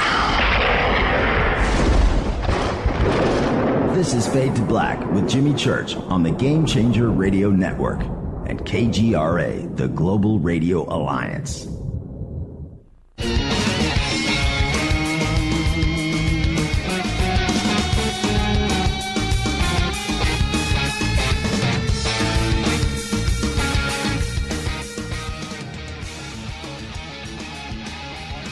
Welcome back. Fade to Black, our guest tonight, Michael Schratt. Fascinating show tonight. And I just want to let everybody know, I get up and I'll walk around the bunker, stretch my legs during the break. And I walked over and picked up one of my Strats over off the wall over there and was playing it, and I broke a string. And I come back and I sit down, I put it down, I got to string that thing up. And anyway, so I sit down, there's a tweet here from Scott, and he says, Jimmy, awesome night and guest. Now pick up that guitar and talk to me. Well, I tried, but I broke a string. All right. Michael, do you play guitar? Do you have the music gene? I don't play guitar, no. What do you play? I'd like to, but no, I don't play guitar. Oh, man. Guitar is so funny. This show, Michael, and I'm sure you've appreciated this over the years, but about Fade to Black, but we talk music, we talk conspiracy and UFOs and time travel and heavy metal and food. You know, it all gets done on this show, and this audience is... You know, they get it. They get it. Before the night's out, we'll start talking tacos. Okay. Now, a flying saucer seen at Wright-Patt in 1963. This is another case that I have not heard about. And I'm looking at some of the comments here that are going down on Twitter where they're saying, I haven't heard about these cases before. And this is just great stuff. Let's get to this Wright-Patt UFO in 1963. Okay, great. One thing I want to state here, though, is that the references for these are definitely from the Leonard Stringfield files, but Leonard had a strict policy that he would never reveal the identity of his sources. So it's kind of a two-edged sword. In one sense, the identities were maintained. You know, we don't know, they were protected. But on the other side, some of these cases are 35 to 40 years old, and if we don't do something soon, they'll be lost for all of history. That's right. So that's kind of a two-edged sword here. Now, the next case, it's 1963, Wright-Patterson Air Force Base. This was a captain in the Navy, and he was later a pilot for Braniff Airlines. I have his name on file. We'll call him PJ, out of respect for Leonard Stringfield. This gentleman was on special assignment at Wright-Patterson Air Force Base, where he claimed he saw two flying saucers in a hangar. One was in plain view and propped up on a pedestal. So there's three cases now of these things being propped up. Right. It was about 30 feet in diameter, had no rivets that were visible, and he felt that this could have been a two-man craft. The other craft, which he did not give a dimension for, said that it could fit maybe 12 people, much larger craft. He was later called in by the base authorities and questioned, and he said, quote, I didn't see anything. So it looks like this gentleman knew the game. He knew how this was played. Like if you saw something you weren't supposed to see and then later question, your mandatory reply is to be, I didn't see anything. So he was kind of briefed already. He knew how to play this game. So that is the Wright-Patterson Air Force Base 1963 encounter. Now, and Wright-Patt, first off, another ginormous base. Wright-Patt is not small. That is a big base. I've been there a few times. And but there's that part of it. The second part of Wright-Patt is their foreign technology division. That's exactly what they do there. Aside from being an Air Force base, it's a research facility too as well. Correct. That's correct. You know, it makes sense that the Roswell debris would go there. If they're trying to figure out how something would work, you'd want to send it there. So let's move on to the next one. UFO at Great Lakes Naval Station, 1973. Another report from the Stringfield files. This is north of Chicago. Stop right there. Yep. I was living there in 1973. Oh, really? Okay. Well, you know, I was born there. We talked about that. I was born at the Great Lakes Naval Air Station, which is on the shore of Lake Michigan in Waukegan, Illinois. That's where I was born. I lived at Fort Sheridan, but then moved later off base right outside of the gates there at Great Lakes Naval Air Station in 1973. I was living right there. I was in I was in the fifth grade. That's where I saw the what I think was the Los Angeles Zeppelin that I was telling you about. That was in 1973. Okay. So maybe it wasn't a Zeppelin. Tell me about this case. All right. Okay. Now, the reference for this is researcher Don Jernigan. He knew a guard that was stationed there in 1973, so he has to get credit for this. This particular guard was outside a remote Quonset-style building on the northeast sector of the base.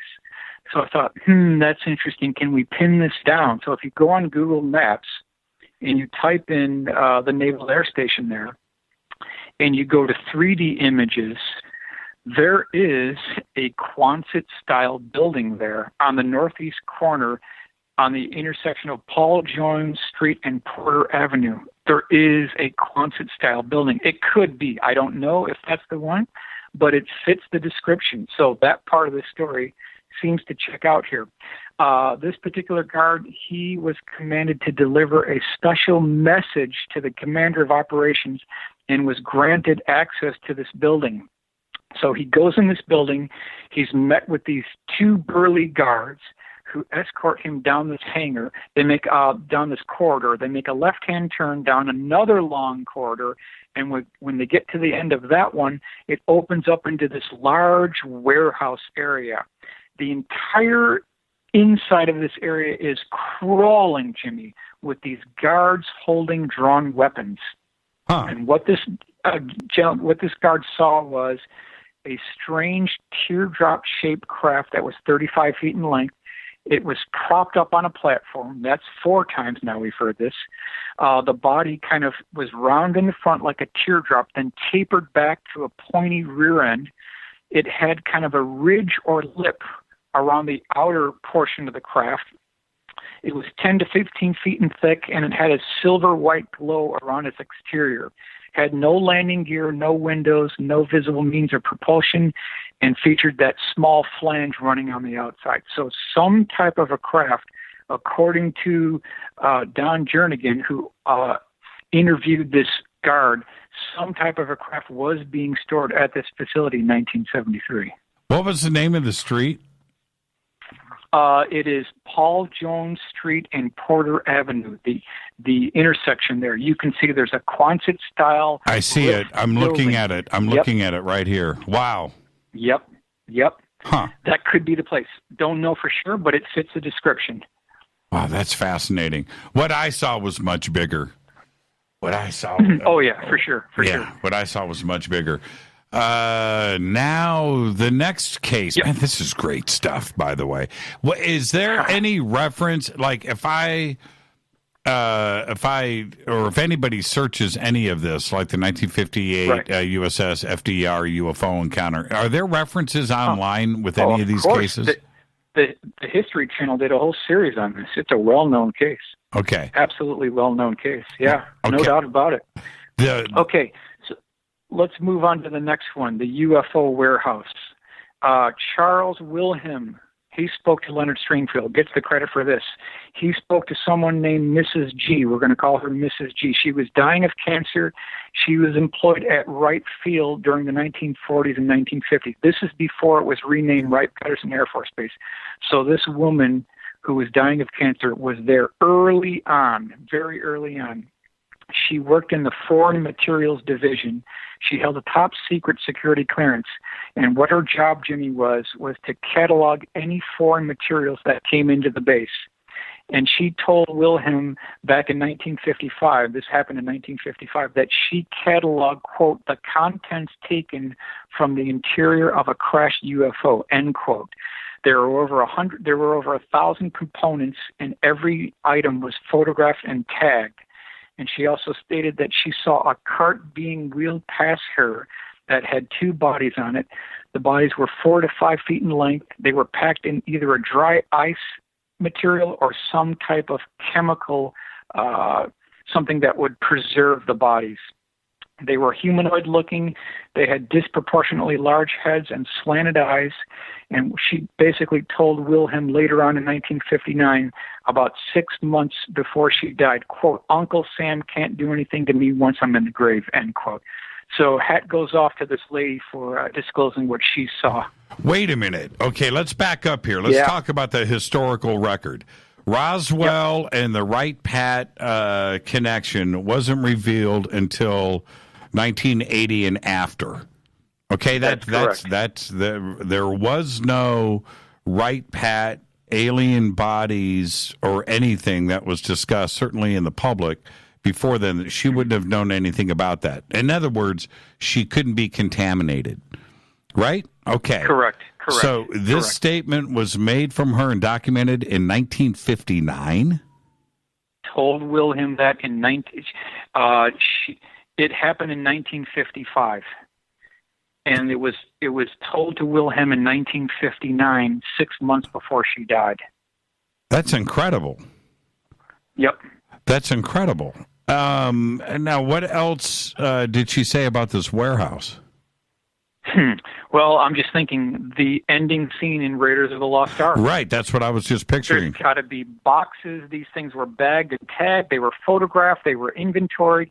There's got to be literally crates and warehouses full of this stuff, along with the gun camera footage, all the things that our good friend Wendell Stevens had talked about, all the gun camera footage from the B-29s. That's got to be stored there. We're talking about close-range B-29s with all the cameras rolling, where these 40-foot diameter dish-shaped craft were just behind the trailing edge of the main wing and just forward of the leading edge of the horizontal stabilizer, parked right near the fuselage of the B-29s with all the cameras going. They got this all on film. Those have to be seen here, too. I have talked to probably a solid 5, maybe more, of different people that have worked, civilian and otherwise, at Wright-Patt, that have all repeated to me the same thing, Michael, which is the running joke on the base. Have you seen the bodies? Right? It's like it's what everybody talks about. This is the open secret on Wright-Patt. They know what's there, and people talk about it, which takes us to. Do you want to go straight into it? We'll go into the next one here. I agree with you, Jimmy. All roads appear to lead to Wright-Patterson Air Force Base. Okay. All roads do. Yep. They really do. They really do. Okay, now, next case. Alien body seen at Wright-Patterson Air Force Base with a DC-7. Leonard spoke to a warrant officer who worked at Wright-Patterson Air Force Base. This is 1955. A DC-7 arrived at night at the base, and this particular warrant officer, he basically stated that he was at the right place at the right time. That's how he basically saw this. And he witnessed the removal of these 4 crates, and they were either open or had transparent covers. He couldn't quite see, either open or transparent covers. He was 15 feet from the forklift, which offloaded these crates, and they contained the bodies of 2 male alien creatures and 1 female. The beings measured approximately 4 feet in length with oversized long faces. They had a darkish green appearance, but what was interesting is he felt that the appearance could have been due to the lighting where he was. So not that these beings looked like that, but they just had it due to the lighting. That could have been a possibility. They also removed several other crates from the aircraft which contained debris from the UFO that allegedly crashed. He later spoke to one of the crew members from the DC-7, which told him that 2 of the creatures were dead when taken, but one was still alive and talking in some type of a garbled language. The crewman stated that the other crates containing the debris from the crash were scheduled to be taken and delivered to Redstone Arsenal in Alabama. That's the breakdown on this case. This was in 1953. This is in 1955. Oh, I thought it was 1953. Okay. Okay. Nope. I've got the case here, 1955. Okay, 1955. She referenced 1955. Are these the same cases? Could be. Don't know for sure. Both could be. Both at Wright-Patt. It makes sense they would. Yeah, both at Wright-Patt. Now, I want to ask you this. Are we bringing these craft down? Are we bringing them down? Are they crashing on their own? Well, difficult to say, right? We've heard reports that some of the primitive Tesla-based radar systems were bringing these things down. Right. I wouldn't put it past our government to pull something like that, but to prove that would be hard in every one of these cases. Some of these cases aren't actually crashes, they're soft landings, but some of them absolutely do appear to be crashes if we're to believe what Jackie Gleason saw. We have two things immediately that come to mind. Number one, humans shoot first and ask questions later. That's true. That's just true. It's just what we do. And then the second part of this, especially 5, 6, 7 years after the ending of World War II, and entering into the Cold War with Russia, and not knowing what the other side had, we would probably shoot anything out of the sky. We were probably pretty trigger happy, and then we would go and figure out what it was later. Was it Russian? Is it a flying saucer? We just don't know. But back then, there was a lot of fear that was on this planet, not only with the flying saucers, but with Russia. Well, the fact that, if we're to believe what happened to the Marine in 1963, and that the fact that they could not breach the hull of this thing, and this whole program was a massive reverse engineering attempt, now we have to ask the question, certainly not American-built, Russian-built, German-built, I suppose it's possible, but what could the Russians have built where we couldn't breach the hull? What about the Germans? Were they working on different metals, some of the things that were quenched and were hardened? Could they have produced a metal that would be impervious to a laser, jackhammers, diamond-tip drill bits? Is it possible? We have to consider that theory as well. Well, we have to, because even today, with all of our advanced technology with metals and metallurgy today, we can still crack it. I don't think there's anything uncrackable. Right? I'm being serious, too. I'm not playing around about that. So what would it be that was, we couldn't penetrate it back then in 1953, 1955, 1958? That makes you wonder. And then there's this. The $1 million question that, E.T., spends 10,000 light years, travels across the universe, and they come here and they suddenly just crash. Well, this is my take. Michael, I want your take. We can't even figure out how to land on the moon or land on Mars. Right? We haven't figured out how to land on Mars. We get through that atmosphere, we're bouncing stuff that's covered in beach balls. That's our landing. That's how we're bouncing stuff off of the surface of Mars because we can't figure out how to get there. Most of the stuff crashes, and we feel happy if we get something on the surface of Mars and it is successful. Well, it's the same thing for anybody else that's coming here to Earth.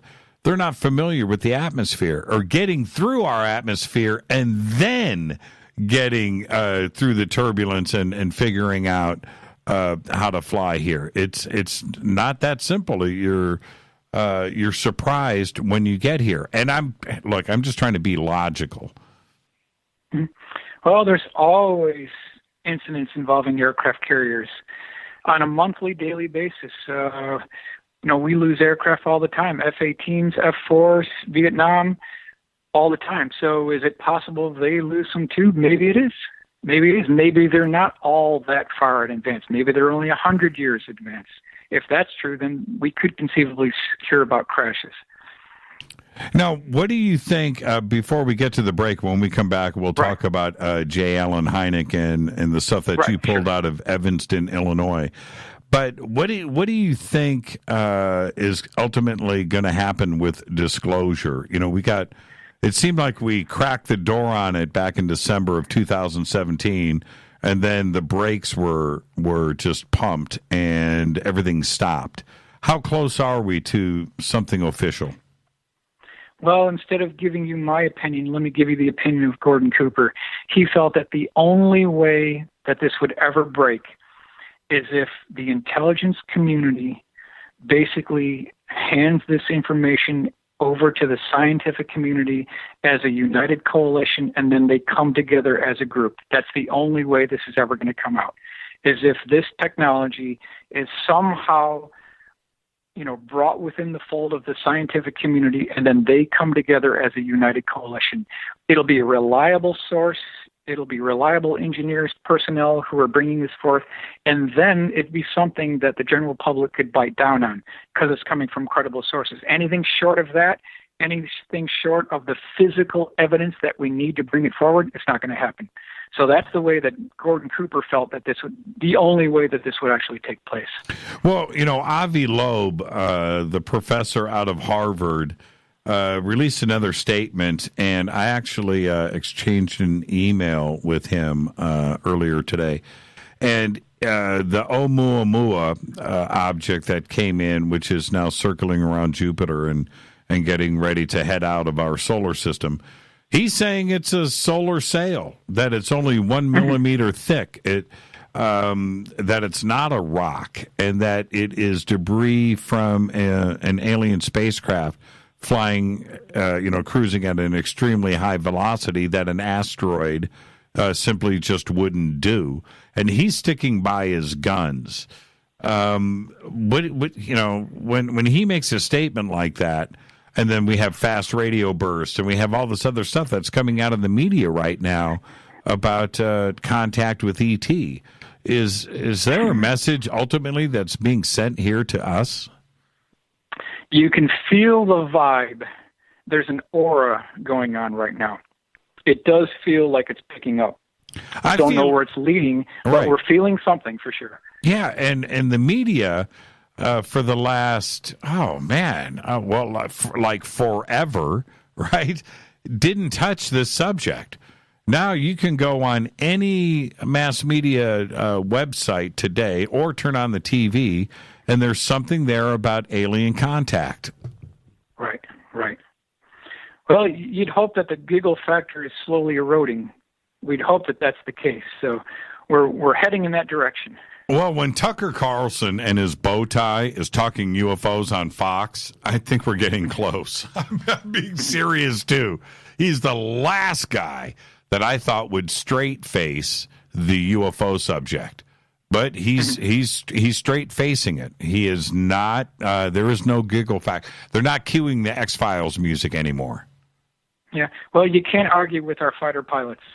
If we hear about Gordon Cooper seeing these and it's corroborated by other pilots, then you can bank on it. It's a done deal. Yeah, I totally agree. No need to be ashamed at this point. When we come back, let's take a break right here. When we come back, J. Allen Hynek. That's right, Project Blue Book. I am so jealous about what Michael Schratt was able to do for 3 years, 10 years ago, and that's go through all of the CUFOS files there in Evanston, Illinois, and procure the good stuff. We'll talk about all of that when we come back. This is Fade to Black. I'm your host, Jimmy Church. Stay with us.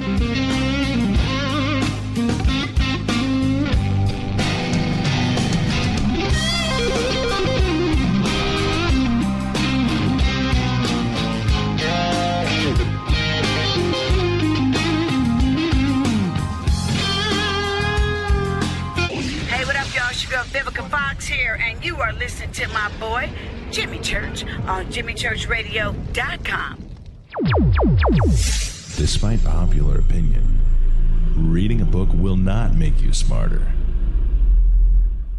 But listening to Jimmy Church will. Hurricanes, earthquakes, wildfires. This year we've experienced more than our fair share. This is Jimmy Church of Fade to Black, and last month I decided to make sure my family does not have to worry about food should we get caught in a real emergency situation. Introducing Numana, a healthy, storable product that tastes so good that you'll want to eat it every day instead of just during those times of duress. All Numana products have a 25-year shelf life, are MSG and GMO-free, no preservatives, and are made in America. With the Numana pack in your home, you'll be able to sleep at night knowing that you've protected your family. Not only have I tasted and tested, I own it. Now you can too. Just click on the Numanna banner on jimmychurchradio.com and use the promo code Jimmy when you order. In addition to a discount, we'll send you an autographed Fade to Black t-shirt. Seriously, go Beckley Teppy. This is Jimmy Church of Fade to Black, and I take Life Change Tea supplements every single day. It's what I do. Click on their banner at jimmychurchradio.com. When you take the beans from Central America with dashes of Indonesian and African mixed in and then roast it to the dark side of Fade to Black, you create the ultimate brew of fringe. Introducing the Fade to Black blend from Rivermoon Coffee. Yes, Rivermoon's darkest customized roast was created for the love of Fade to Black. The alchemy of masterful roasting and smoking the beans is in every sip of this full-bodied, dark Java. I need my coffee dark, deep, with distinct bittersweet chocolate highlights, just like the bunker. Leaning further into the darkness of the roast is Fade to Black blend from Rivermoon Coffee. Just click on the banner at jimmychurchradio.com and use the promo code F2BBLEND for 15% off of your order today. Go Beckley Teppy. Hi, folks. CBD is the home run hitter for health right now. Why, you ask? Because of what it does for the body. Unfortunately, I can't tell you all about the benefit. You know, there's reasons. Do your due diligence and log on to ancientlifeoil.com. That's ancientlifeoil.com. Ancient Life Oil uses organic ingredients and is blended in coconut oil for some of the best benefits. Legal in 50 states and non-psychoactive. Log on to ancientlifeoil.com. That's ancientlifeoil.com. This is Jimmy Church of Fade to Black, and my family is safe because of Numanna Emergency Food Storage. Just go to the Numanna banner at jimmychurchradio.com. Promo code Jimmy10. Are you intrigued by paranormal talk radio? You'll love the new Paranormal Radio app from TalkStream Live. You'll find a great selection of talk shows covering UFOs, ghosts, strange phenomena, and much more. Download the Paranormal Radio app now and start listening to the very best in paranormal talk entertainment, including the network you're listening to right now, the Paranormal Radio app, free in Google Play and the iOS App Store. Erica, Brittany, Gabby, and you're listening to JimmyChurchRadio.com. It's not a lifestyle we chose. We were born this way. KGRARadio.com.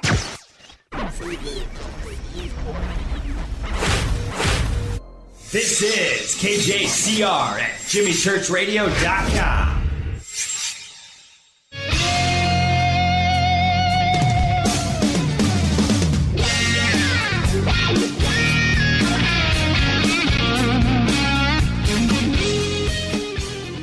Welcome back, Fade to Black. I am your host, Jimmy Church. Our guest tonight, Michael Schratt, moving straight into overtime. Michael he's been talking about this for a while, but he told me about him going to Evanston, Illinois, going into the QFOS offices for 3 years, 10 years ago, 60,000 files in file cabinets, and spending the time to go through all of those files and yank the ones that were special. And I saw a few of those over the weekend. I have no idea how much material you're sitting on, Michael. But when you tell me, this is the picture I want to paint for everybody. When you tell me, okay, I've got 10 cases I want to talk about that I was able to pull from there, I have to just stop and just pause and just wonder, what would stand out of those 60,000 cases for you. Sure. So let's go to number one. Okay, let's go to number one. Okay, so this is a case I pulled out of the QFOS files, which I think is the best one I've got, just for the caliber of the witness and what he described. I've got the cover letter right here. It's dated December 24th, 1974. It had been buried. I don't think anyone has ever even seen this case. Letter is dated December 24th, 1974. Dr. J. Ellen Hynek, and I'm just going to read this cover page here. It's not too long. Dr. Hynek, if it would be an any interest to you or your associates, I can forward to you a report concerning an observation of 2 UFOs in low-altitude flight, with attention to a few particular details which might be of some value. This is not a questionable blinking light, color-changing, what is it sort of sighting, but a very close-up look at 2 pieces of strange but solid hardware in full operation. The incident is 2 years old, but it is verifiable. As to being a qualified observer, I've held a commercial pilot's license since the early 1940s, am an ex-Navy pilot trained in instant recognition, a Coast Guard search and rescue pilot, and have some trans-Pacific passenger carrying service included. Should be sound background for any sky watching. Possibly anything I can report will merely be repetition. However, I think some of it might be useful. No notoriety and no publication of any information sent is desired. Please advise if interested, and I'll leave his name out. But this is the cover letter for this case. And what this gentleman saw, along with his wife and their daughter, was incredible. He described, included in this case was a 4-page handwritten description of the craft itself, actually 2 of them, and then at least 2 pages of detailed sketches of what this thing looked like. Just incredible. Break it down for you here. December 26, 1972, Maracaibo, Venezuela, 8 p.m. Ex-Navy pilot, his wife and daughter saw this. They're living on the top floor of their 14th floor apartment, and what they saw facing northeast at the time was what they originally thought was kind of a craft with an engine fire. He thought maybe this might have been an airliner with an engine fire or something. He wasn't sure, but he saw kind of this orange engine fire approaching his location. As it got closer, he immediately thought, well, this is no commercial airliner whatsoever. And this thing got within 150 feet of all 3 witnesses. They got a very clear view of the underside of this thing. It was elliptical in shape, and this can be seen on that Legacy of UFO case file drawing that I sent you. It's within that drawing. You can see what this thing actually looked like. Elliptical in shape, round in front, tapered in back. The extreme aft end was completely cut off, like square, an abrupt cutoff. Attached to the bottom of this craft, sort of forward of the center line, were these 2 36-inch diameter opposed hemispherical type insulators with 2 opposing electrodes. And there was about a 5-inch gap between these 2 electrodes, and this continuous electrical arc was going back between these hemispheres. Wow. After the craft disappeared over the horizon, Jimmy, a second identical craft came right in back of this one. So they saw 2 of these things.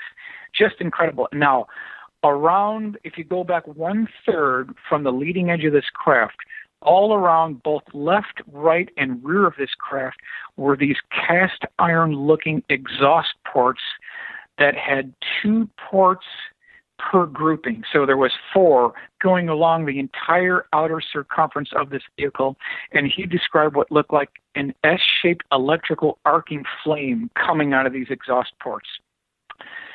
As this thing neared the edge of town, accelerated and then disappeared from flight, following the same direction as the first one. So that's this case, December 26, 1972. I have no idea. I'm trying to picture in my mind's eye what is going on here. The electrical, man, I hate to say the word Tesla, but I feel something there. And the electrodes, very, very strange description of this craft. That doesn't sound like ours. When you read this guy's description, we've kind of covered it here, and you see his drawings, you will be hit with the fact that this gentleman's telling the truth. No question about it. This is not a joke. This is not science fiction. Let me read you just one sentence at the end of his description here. He says, much more description could be given, but would serve little purpose without something tangible, and the main points have been touched upon. However, may I add that these 2 craft described were identical finite pieces of hardware and probably not too far beyond something any of our top aircraft plants could produce. What year? What year was this? This was 1972, December 26, 1972, Venezuela. And is this what I'm looking at here? You actually gave me yes, correct. A drawing. You've got a copy of it. This is it right here, and I have no idea. This is crazy, and the S-shaped exhaust. Correct. And Blue Book was closed at this point. Well, this is not in the Blue Book file. That's right. This had been buried. This had been buried within the QFOS archives for years. And the second I pulled it out, I go, I know no one's seen this one. It's so buried. And I immediately started going on it immediately. Immediately started modeling it up, doing a nice AutoCAD drawing. I wanted to make this case come alive, but this guy did a great job on his sketches. They're just a fantastic job, and he describes it in excruciating detail. How big? Okay, so it's cut off at the end, but it's kind of a teardrop egg shape. I'm holding it up to the cameras so everybody can... 50 feet in length, 40 feet in width. Okay. And so there it is there. Again, what was it, 80 by 50? 50 feet in length, 40 feet in width. 50 by 40. That's an incredible case. And something that when you pulled it out, you've never heard of this case before. Not until I saw it the first day when I was there at QFOS. When I pulled it out of the file, I just immediately recognized that this has never been seen. This configuration is one of the most unusual configurations within ufology, and it's just crazy. It's just unbelievable. And the fact that it has these, now they weren't necessarily cast iron, but they looked like cast iron. But he said that it looked like tongues of flame, S-shaped tongues of flame were coming out of these exhaust ports all around, the left hand, right hand, back, side, but they weren't flames. They were like these electrical arc wave patterns coming out of this thing, not necessarily flames, which I thought was very interesting. Now, what's the next case? And I'm hoping it's going to be the Senegali case. Well, the next case is actually, now, within the QFOS archives, they had handwritten letters, they had NICAP files there, they had APRO files there as well. A lot of obscure APRO files were also part of this collection. Now, I want to go over one case that I think is extremely interesting because of just the size of what this primary eyewitness identified. Now, when we first met Saturday, I showed you the illustration of what this looked like. Now, this is February 28th, 1983, Mobile, Alabama. Mm-hmm. The primary eyewitness is driving home from a dinner engagement somewhere around 9 p.m. When she heard this explosion. Her whole car started vibrating. Now, this is also on that legacy drawing I sent you. It's on the upper row, about, I think, 3 over from the left or something. Very large craft. So she pulls over to the side of the road. She leans kind of out of her car door, under her car, to see if the transmission fell out. Everything seemed to be fine. She got in her car. She went another half mile forward. And then to her northeast, she sees this large 210-foot long craft that's 80 feet high, moving toward her at about 4 to 5 miles per hour. And she said, quote, it had this sound like the whipping of the wind or a tornado. When it got really close to her location, it stopped and was completely silent. So she got out of her car to get a better look at this thing. The entire sighting lasted about 5 minutes. And just to go over a brief description of what this thing looked like, the upper deck of this craft had this curved, transparent window, and she could see 20 to 30 people inside that were walking around. Behind that curved window was a curved wall that was white in color. And these beings that she described were kind of pale-skinned. They were dressed in these one-piece, tight-fitting flight suits. They were about 5 feet 10 inches tall, had no hair. The tops of their heads were a little bit more prominent than ours. Below this deck was an opaque window that was indented into the craft, and it had tinted windows. I'm not making this up. This is directly from the APRO report. Sounds crazy.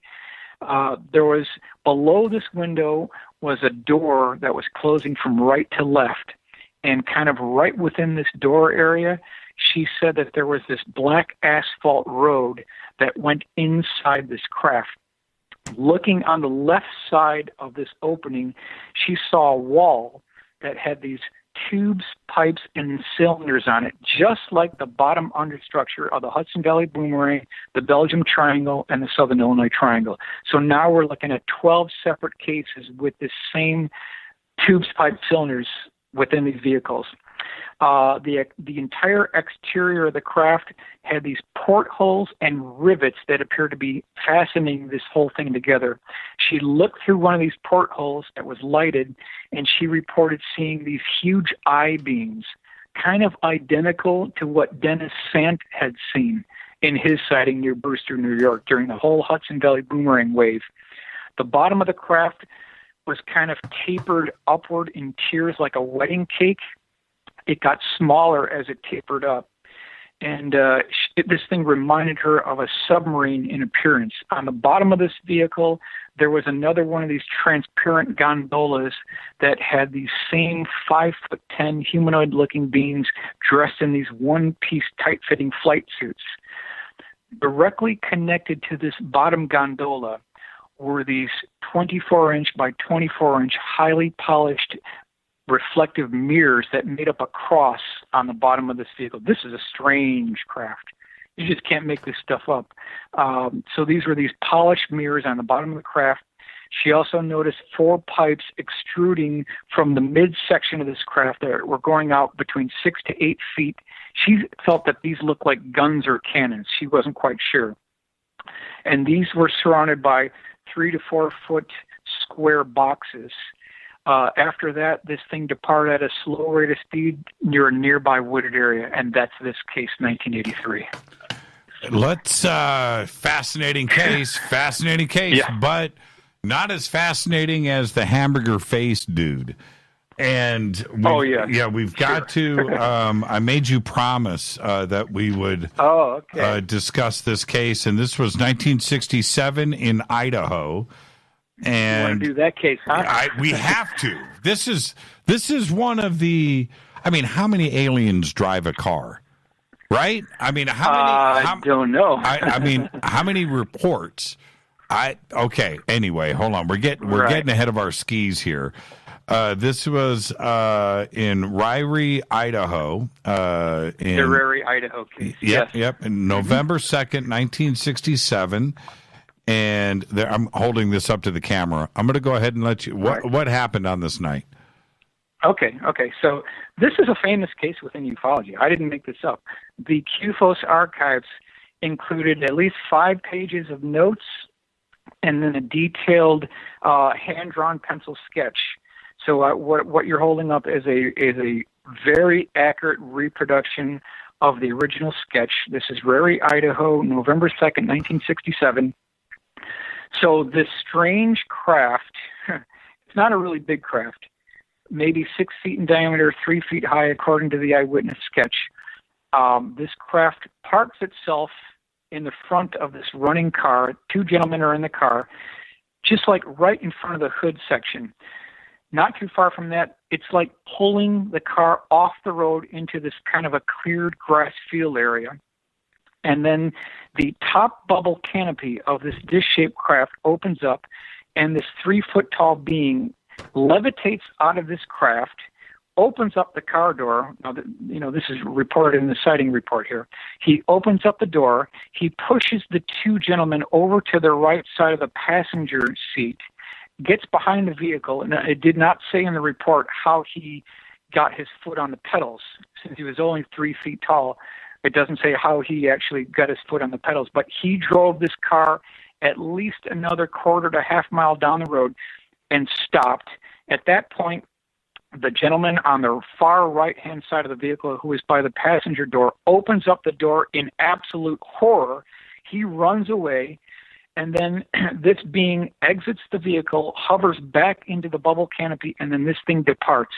And they had a detailed sketch And while this was occurring, and he was in the vehicle with the two gentlemen, he was making these high-pitched bird chirping noise in an attempt to communicate to the two eyewitnesses. Now, they could not decipher what he was trying to say, but they did talk about like this high-pitched bird chirping noise that this creature was making. Now, the face of this being was very odd. They said it, quote, looked like a hamburger face, very strange, rough textured face, something that we really haven't heard about within ufology. So this is the famous Rary, Idaho case, November 2nd, 1967. Yeah, and they describe a few things that, and I went through the report with you, but there's a few things that I found very interesting. Clear dome, right? And the two ETs could be seen sitting under the clear dome. The craft itself was only 6 feet in diameter. That's correct. 6 feet in diameter, according to the original sketch, yes. And 3 feet high. Right. And then when it took off, it looked like it was glowing on the bottom of it. Yes. A green color at the bottom. And green and orange lights that were changing color too as well. Correct. That's also in the sketch as well. Mm-hmm. Yeah, pretty interesting. But he drove the car. It's a strange case. It's a great case, and the hamburger faced alien. Okay, I think we have time for one, maybe two more. What do you want to do next? That's fine. Okay, so let's move on to another case. We talked about this when I was there as well. This case, I think, is very significant just for the fact that the primary eyewitness described some incredible detail, just incredible detail. It's also within that legacy of UFO cases drawing that I sent you as well. Now, I call this the light bulb craft. You have a copy of the drawing. I do. Keep going. November 20th, 1956, Danielson, Connecticut. I've got her original 4-page report and a detailed sketch of what the craft actually looks like. It was a clear night. It was around 11:59 p.m. She saw this light approaching her house at the time. It was completely silent. It looked like a half sphere. Approximately, you could say, maybe 10 feet high. And this thing was not transparent, but translucent. He made that a point to make that this thing was not transparent, but was translucent. And it had this yellow glow coming from the interior of it.